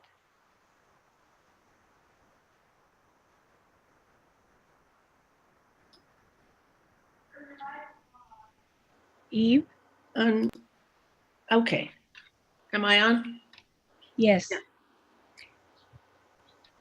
My question specifically was based on churches which are still vital and carrying on a mission, which they need to be financially stable to do.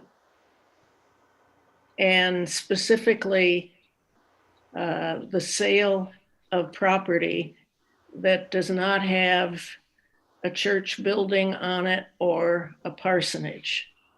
Our church too has some property that we're contemplating either selling or leasing to be able to support some affordable housing in our community. I don't know if that answers your question.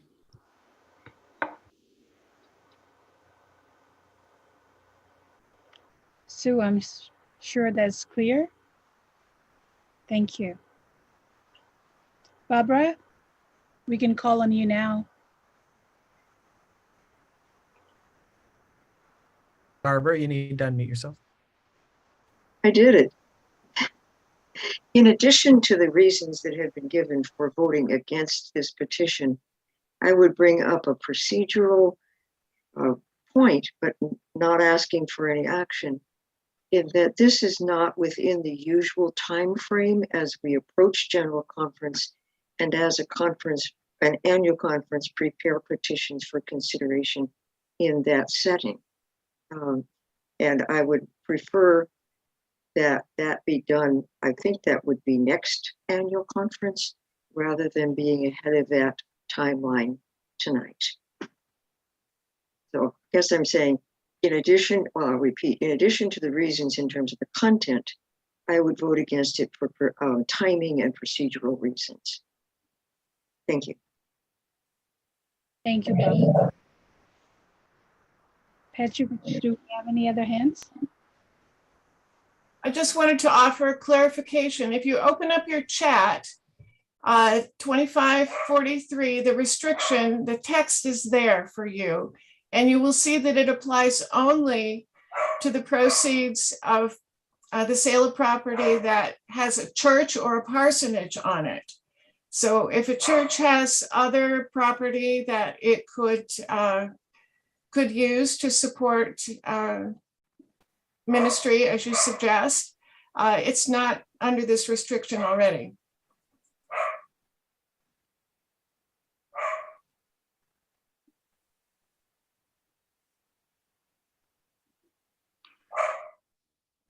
Mela, you're muted.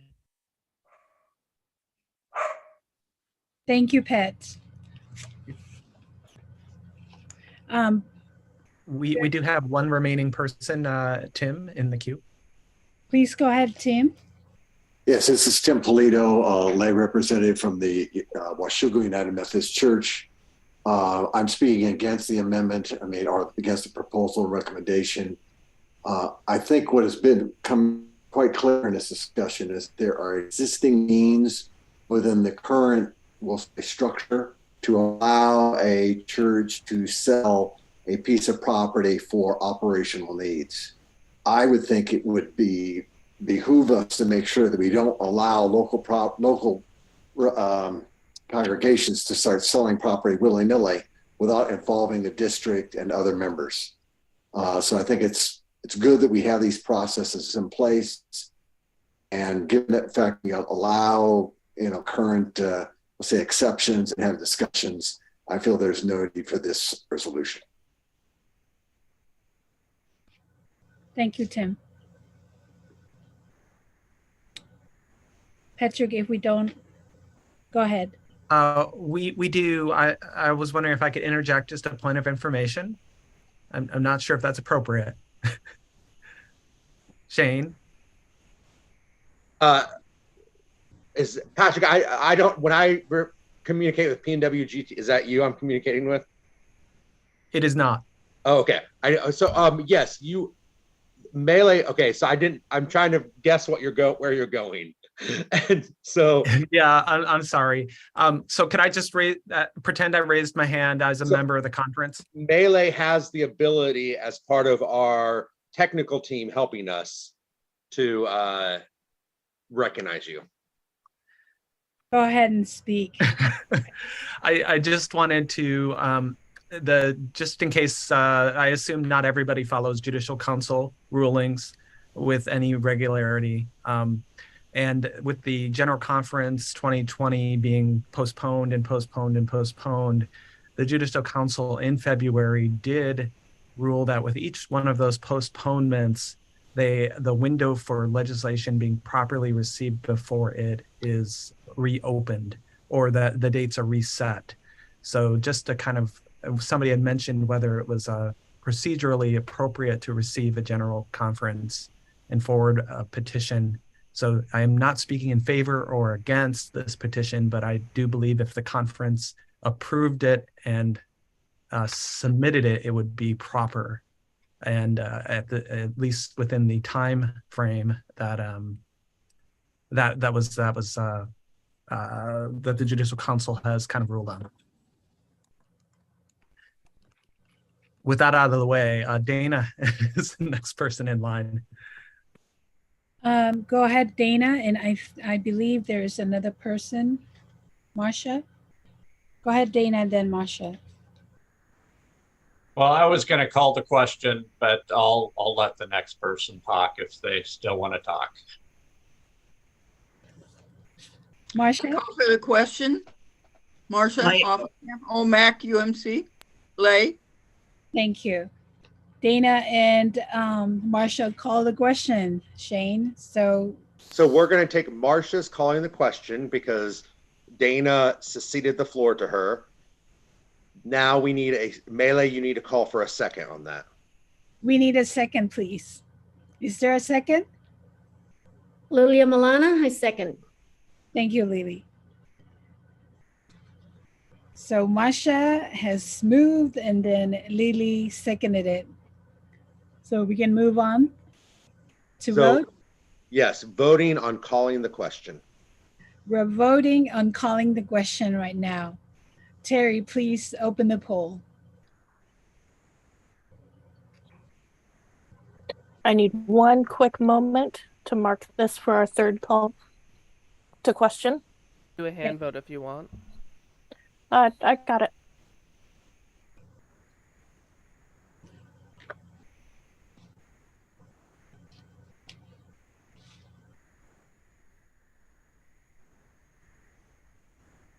Okay, Melee, are you ready for me to launch the poll? Yes, please, Terry. Open the poll. Vote now.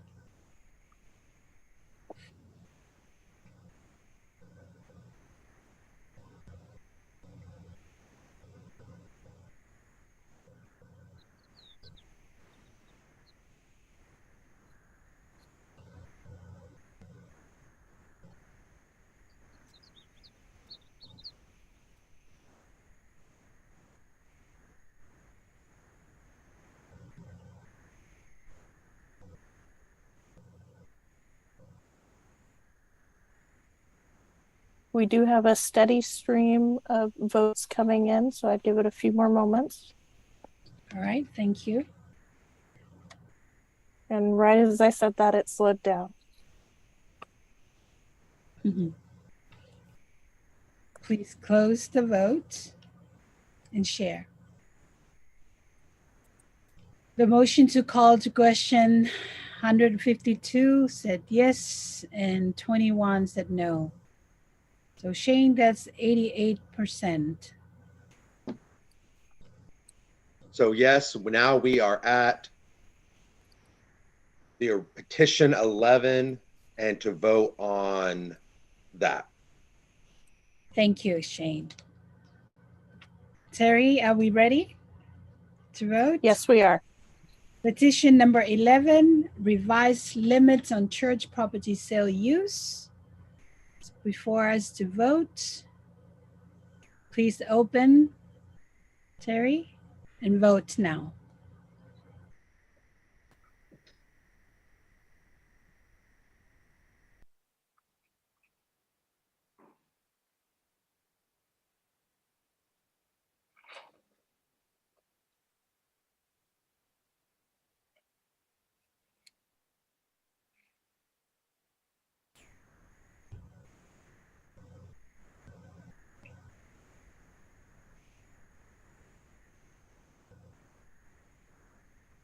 It does appear to be slowing down. Thank you. Please go ahead and close and share. Petition number 11, revised limits on church property sale use. No of 146 and yes 24. So Shane, 86% versus 14. So this petition will go to the floor individually as a petition of what is called non-concurrence, which means the focus session did not agree with the motion on the floor. Thank you, Shane.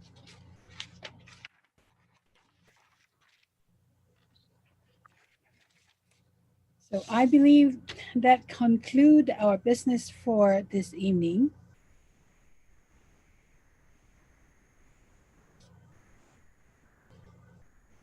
Then we move it on, Shane, to you or Brent or David. So Melee, I'm going to let you ask if there is any other business.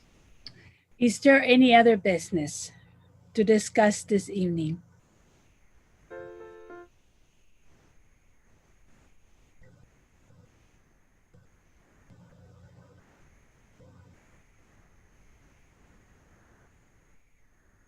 Brent, it seems like there's no other hand. Okay.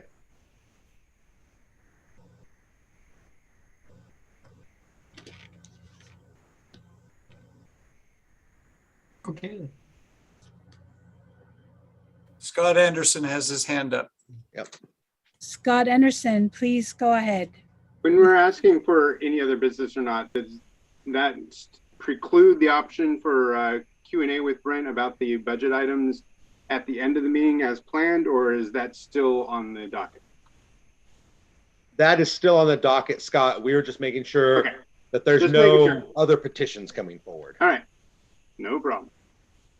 So Melee, we're not seeing any. So if you would like, you can invite Brant to lead us into a Q&A. Yes. Can I, this is David. Can I just say something before we move to Brant? Yes, go ahead, David.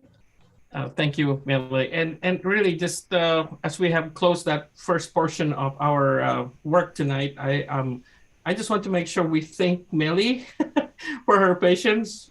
She did go to training. We did this work, and boy, she's been, and I just want to let you know, if you were not aware, Melly is on a different time zone. She's actually 2 hours ahead of all of us. So this time when she's leading us, it's just a gift. And would you please join me in and just raising your hand and thanking Melly for leading us through this time of the work we did at this conference. Thank you so much, Melly. And We are grateful for all the work of our tech team, our parliamentarian.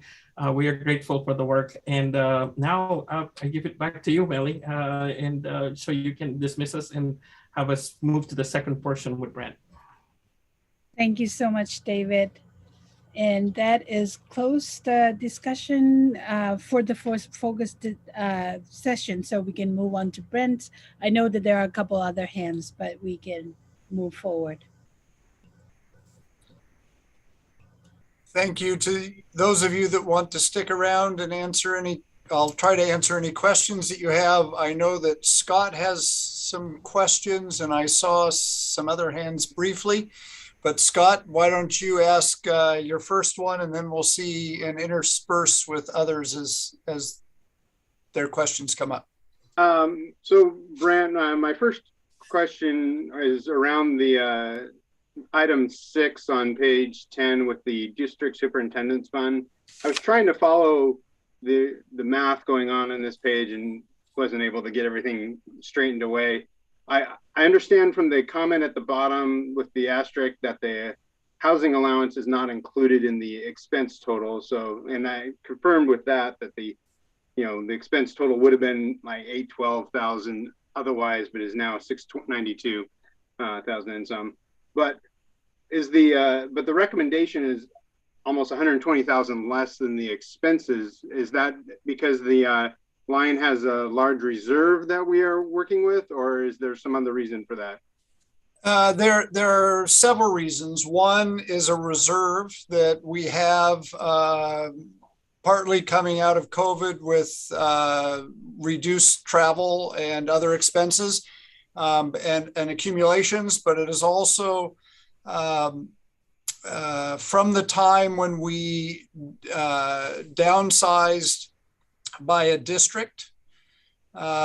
We did not remove everything out of the budget because we didn't know, as we redirected some of those funds into other things and piloted some projects, what would happen. And our original plan was to do that at the end of the quadrennium, and our quadrennium has been continued and extended.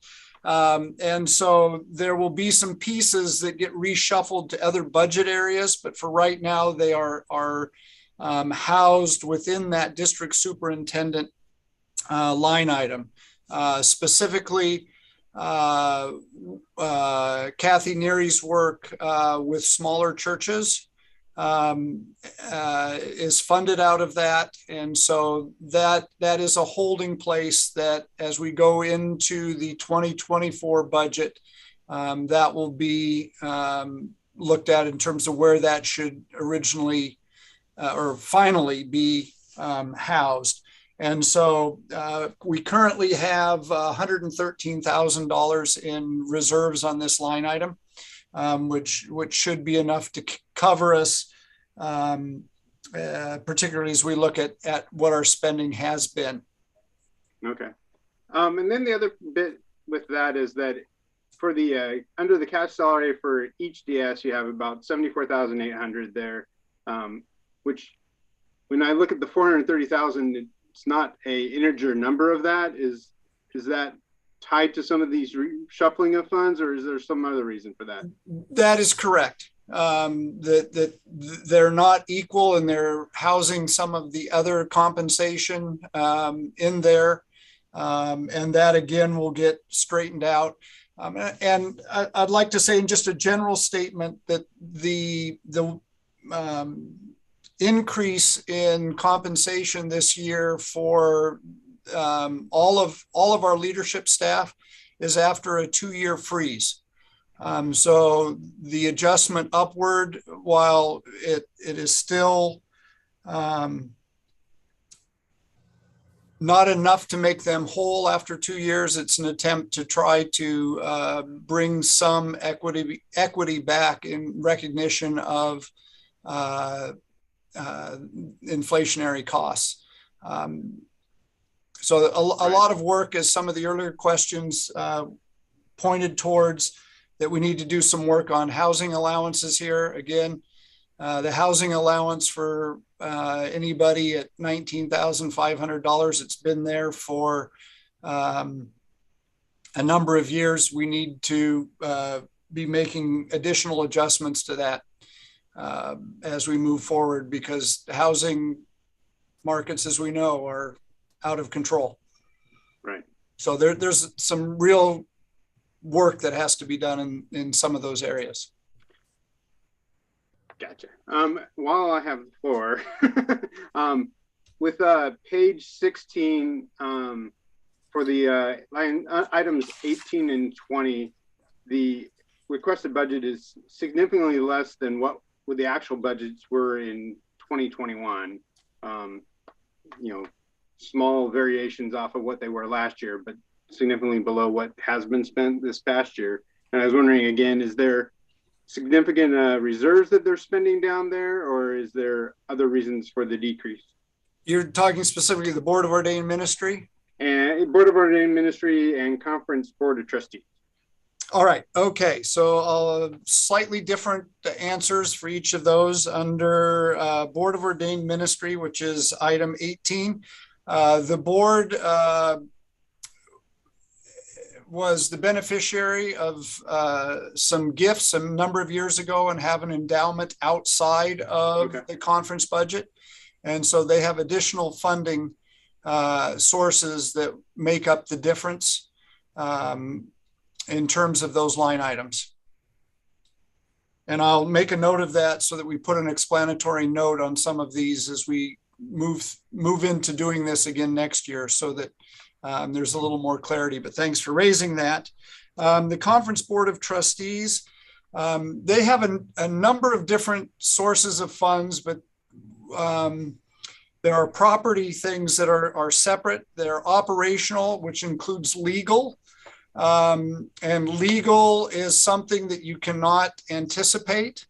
And so this is, in particular, is related to the Boy Scouts of America case. And so there will be, it was money that we put forward in terms of the denominational effort to be engaged in the Boy Scout bankruptcy. And as that bankruptcy gets settled and the compensation commitment is met, we'll be using other funds that will come back and take care of this. But this is the budgeted amount for the year and our overspending of that. And we'll carry that deficit until we get this finalized and wrapped up. All right. Well, thank you. My last question is the two support funds. It looks like you've increased the planned payout rate from the previous year for each of those. Has that been a trend that's been seen recently, or is there just the anticipation that as we come out of the pandemic that payout rates will increase? We've been very blessed that our payout rate from our apportionments, and that for those that are new to this, every year the Finance and Administration body has to make a prediction on what our receipt rate will be. And so that's the payout rate that Scott's referring to. About 15 years ago, when Scott was on CFNA, at the very beginning of his term, the payout rate was down in the 70% range, and it is now in the low 90s. And we have maintained very close to that, even through the last 2 years. We've stayed in the low 90s, and we anticipate staying there again. I don't think that we will have a fast recovery coming out of COVID.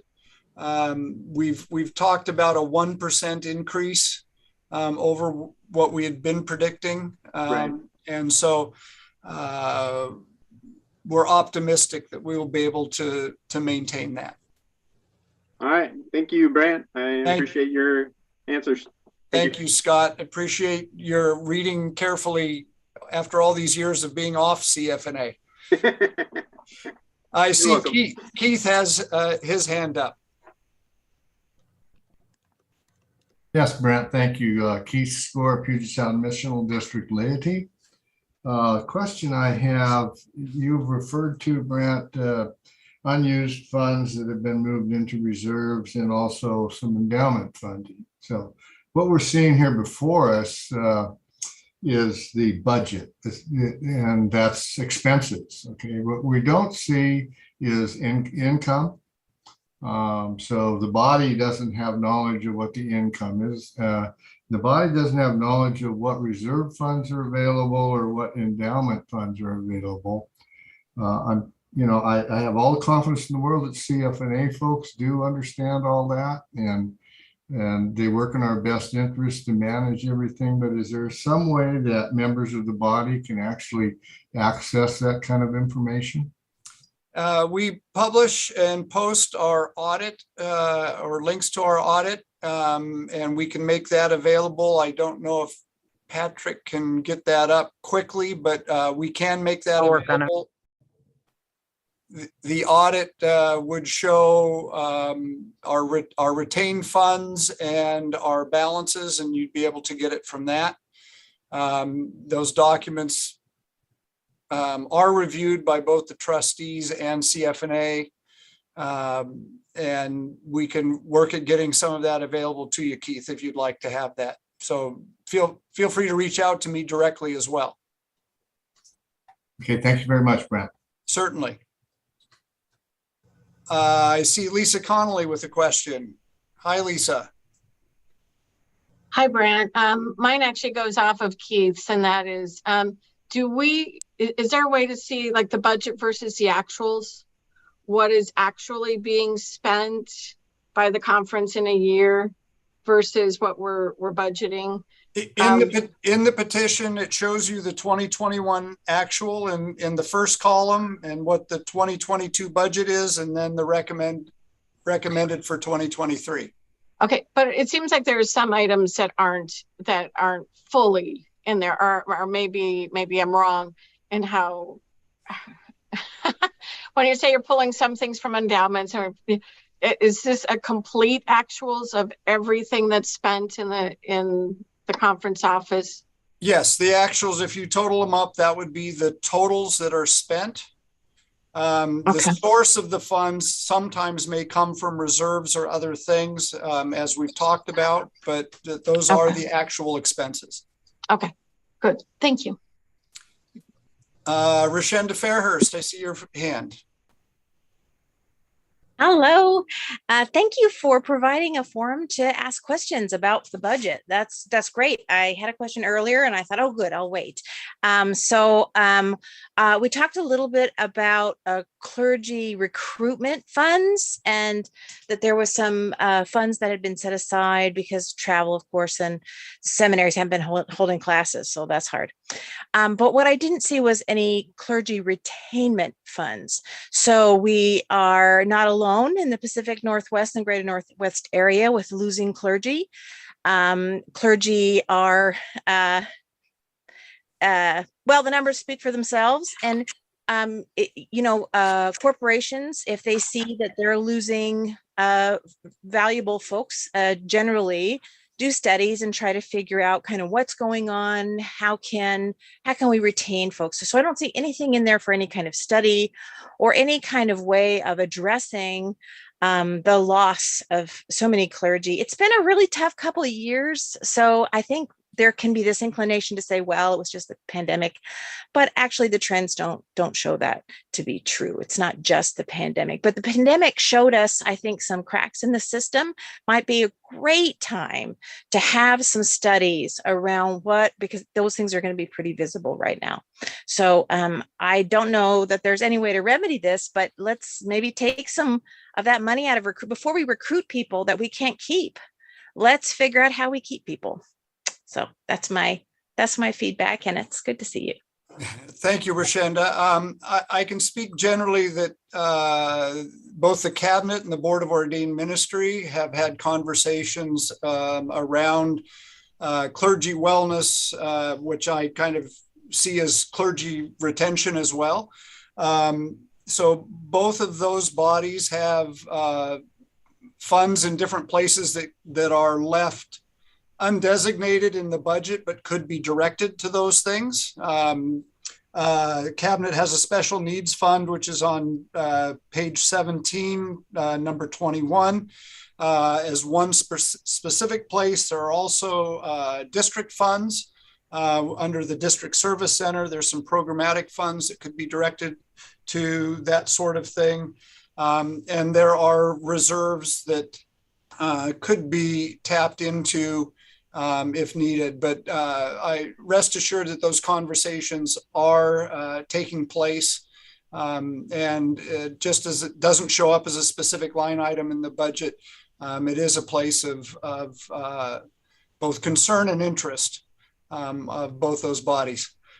I'm glad to hear it. I'm a little concerned hearing that that's so fragmented, because when you have a fragmented process, that's not generally as effective as a process that's sort of brought together. And then, you know, of course, there can be pieces of that, but it all should have a strategic objective that dovetails together. And if one district is trying one thing and another district is trying another thing, we're going to lack, I think, some of the oomph that we need actually from developing a strategic objective.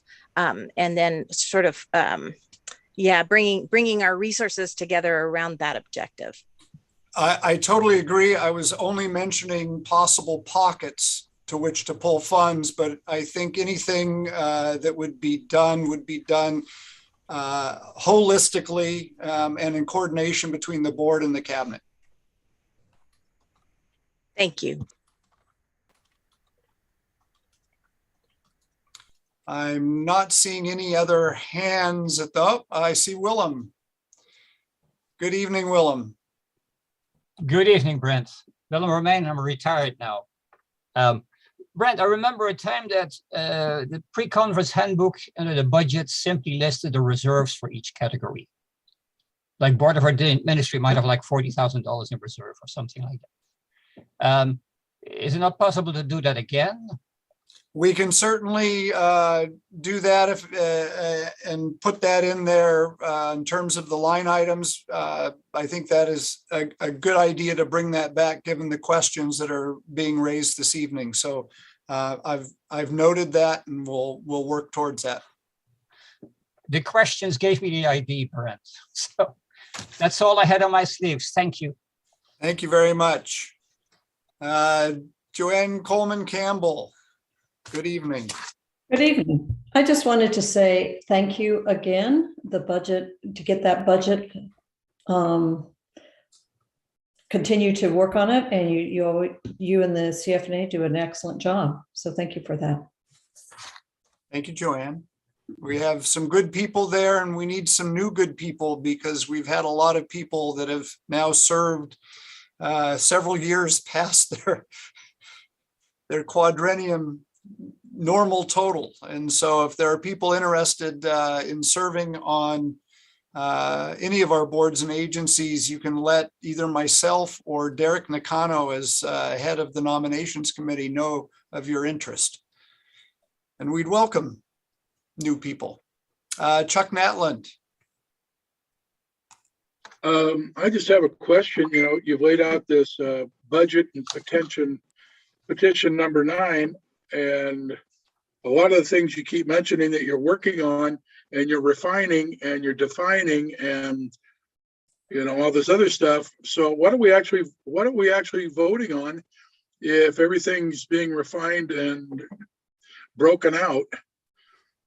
Are we just approving a bottom total number, or what? So if we're approving the budget in plenary session, it would be the total number, but also within these categories that are spelled out on the pages in the petition, which limit them and line up with the general church apportionments and the conference areas of both agency and accountability.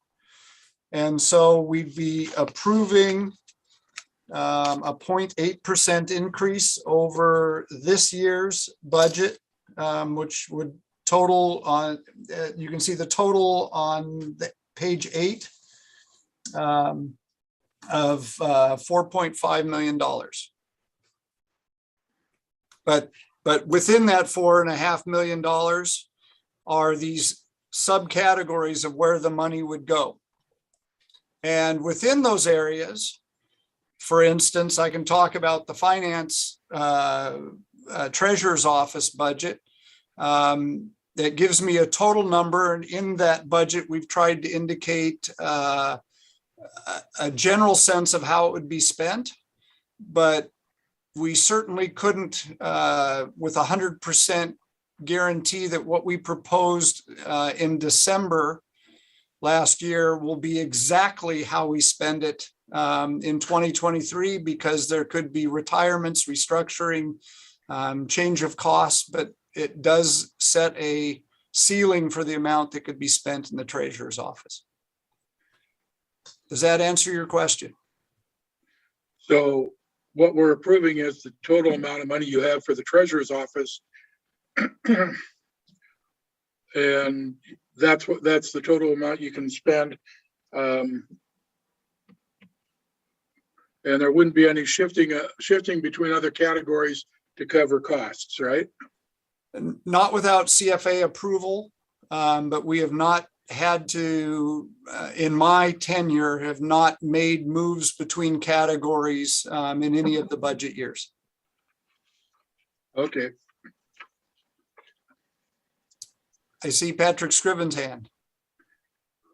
Hi, Brent. I was reminded by one of our staff colleagues that it is approaching 9 o'clock and our advertised time was 6:30 to 8:30. So we have exceeded that by a bit. We have a number of support staff beyond the conference staff also supporting our translation interpretation needs this evening. So I was hoping we could call the question on the evening, and to not close the door, remind people that your contact information is available on the conference website, and that you'd love to answer questions in the future that may have been unaddressed this evening. I am confident that that is the case. That is exactly the case. We had questions both before the session, and we'll probably have questions right up through the budget presentation at annual conference, and I'd be happy to answer questions specifically and directly. I just received a second from Dana to call the evening as well, but I do hear Rashenda. Well, it's just that for everybody, just a quick question for everybody. If somebody wanted to make a petition to direct a certain amount of monies, a certain amount of ways, because I heard some different things today before annual conference, could they still submit that petition? And you can send the answer to that out in writing. I don't need that answered right now. I don't know if it takes a little time. I respect everybody's time, and I'm so glad that they're here working on it. But just so everybody's ears could hear or know at some point whether that is a possibility based on the concerns raised today. The budget, it will be handed to the body when plenary starts. I will say that it's difficult to make a lot of adjustments on the fly. The best time to get engaged with the budget is during its creation. And so those that have interest, I encourage you to join CFNA and be a part of it. But to answer your question, Rashenda, the budget will be given to the body for consideration.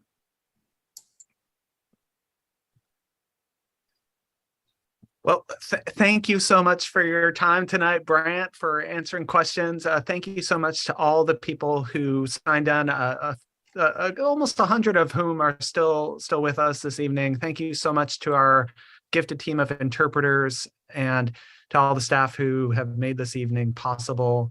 We hope you all, anybody who's traveling home from somewhere, has safe travels this evening. And for those logging off of your Zoom call, may you do so effectively and enjoy something else before you turn into bed this evening. So thank you so much. And thank you again to Mele and Shane and all those who helped to make our session earlier run very smoothly. Have a good evening. Thank you.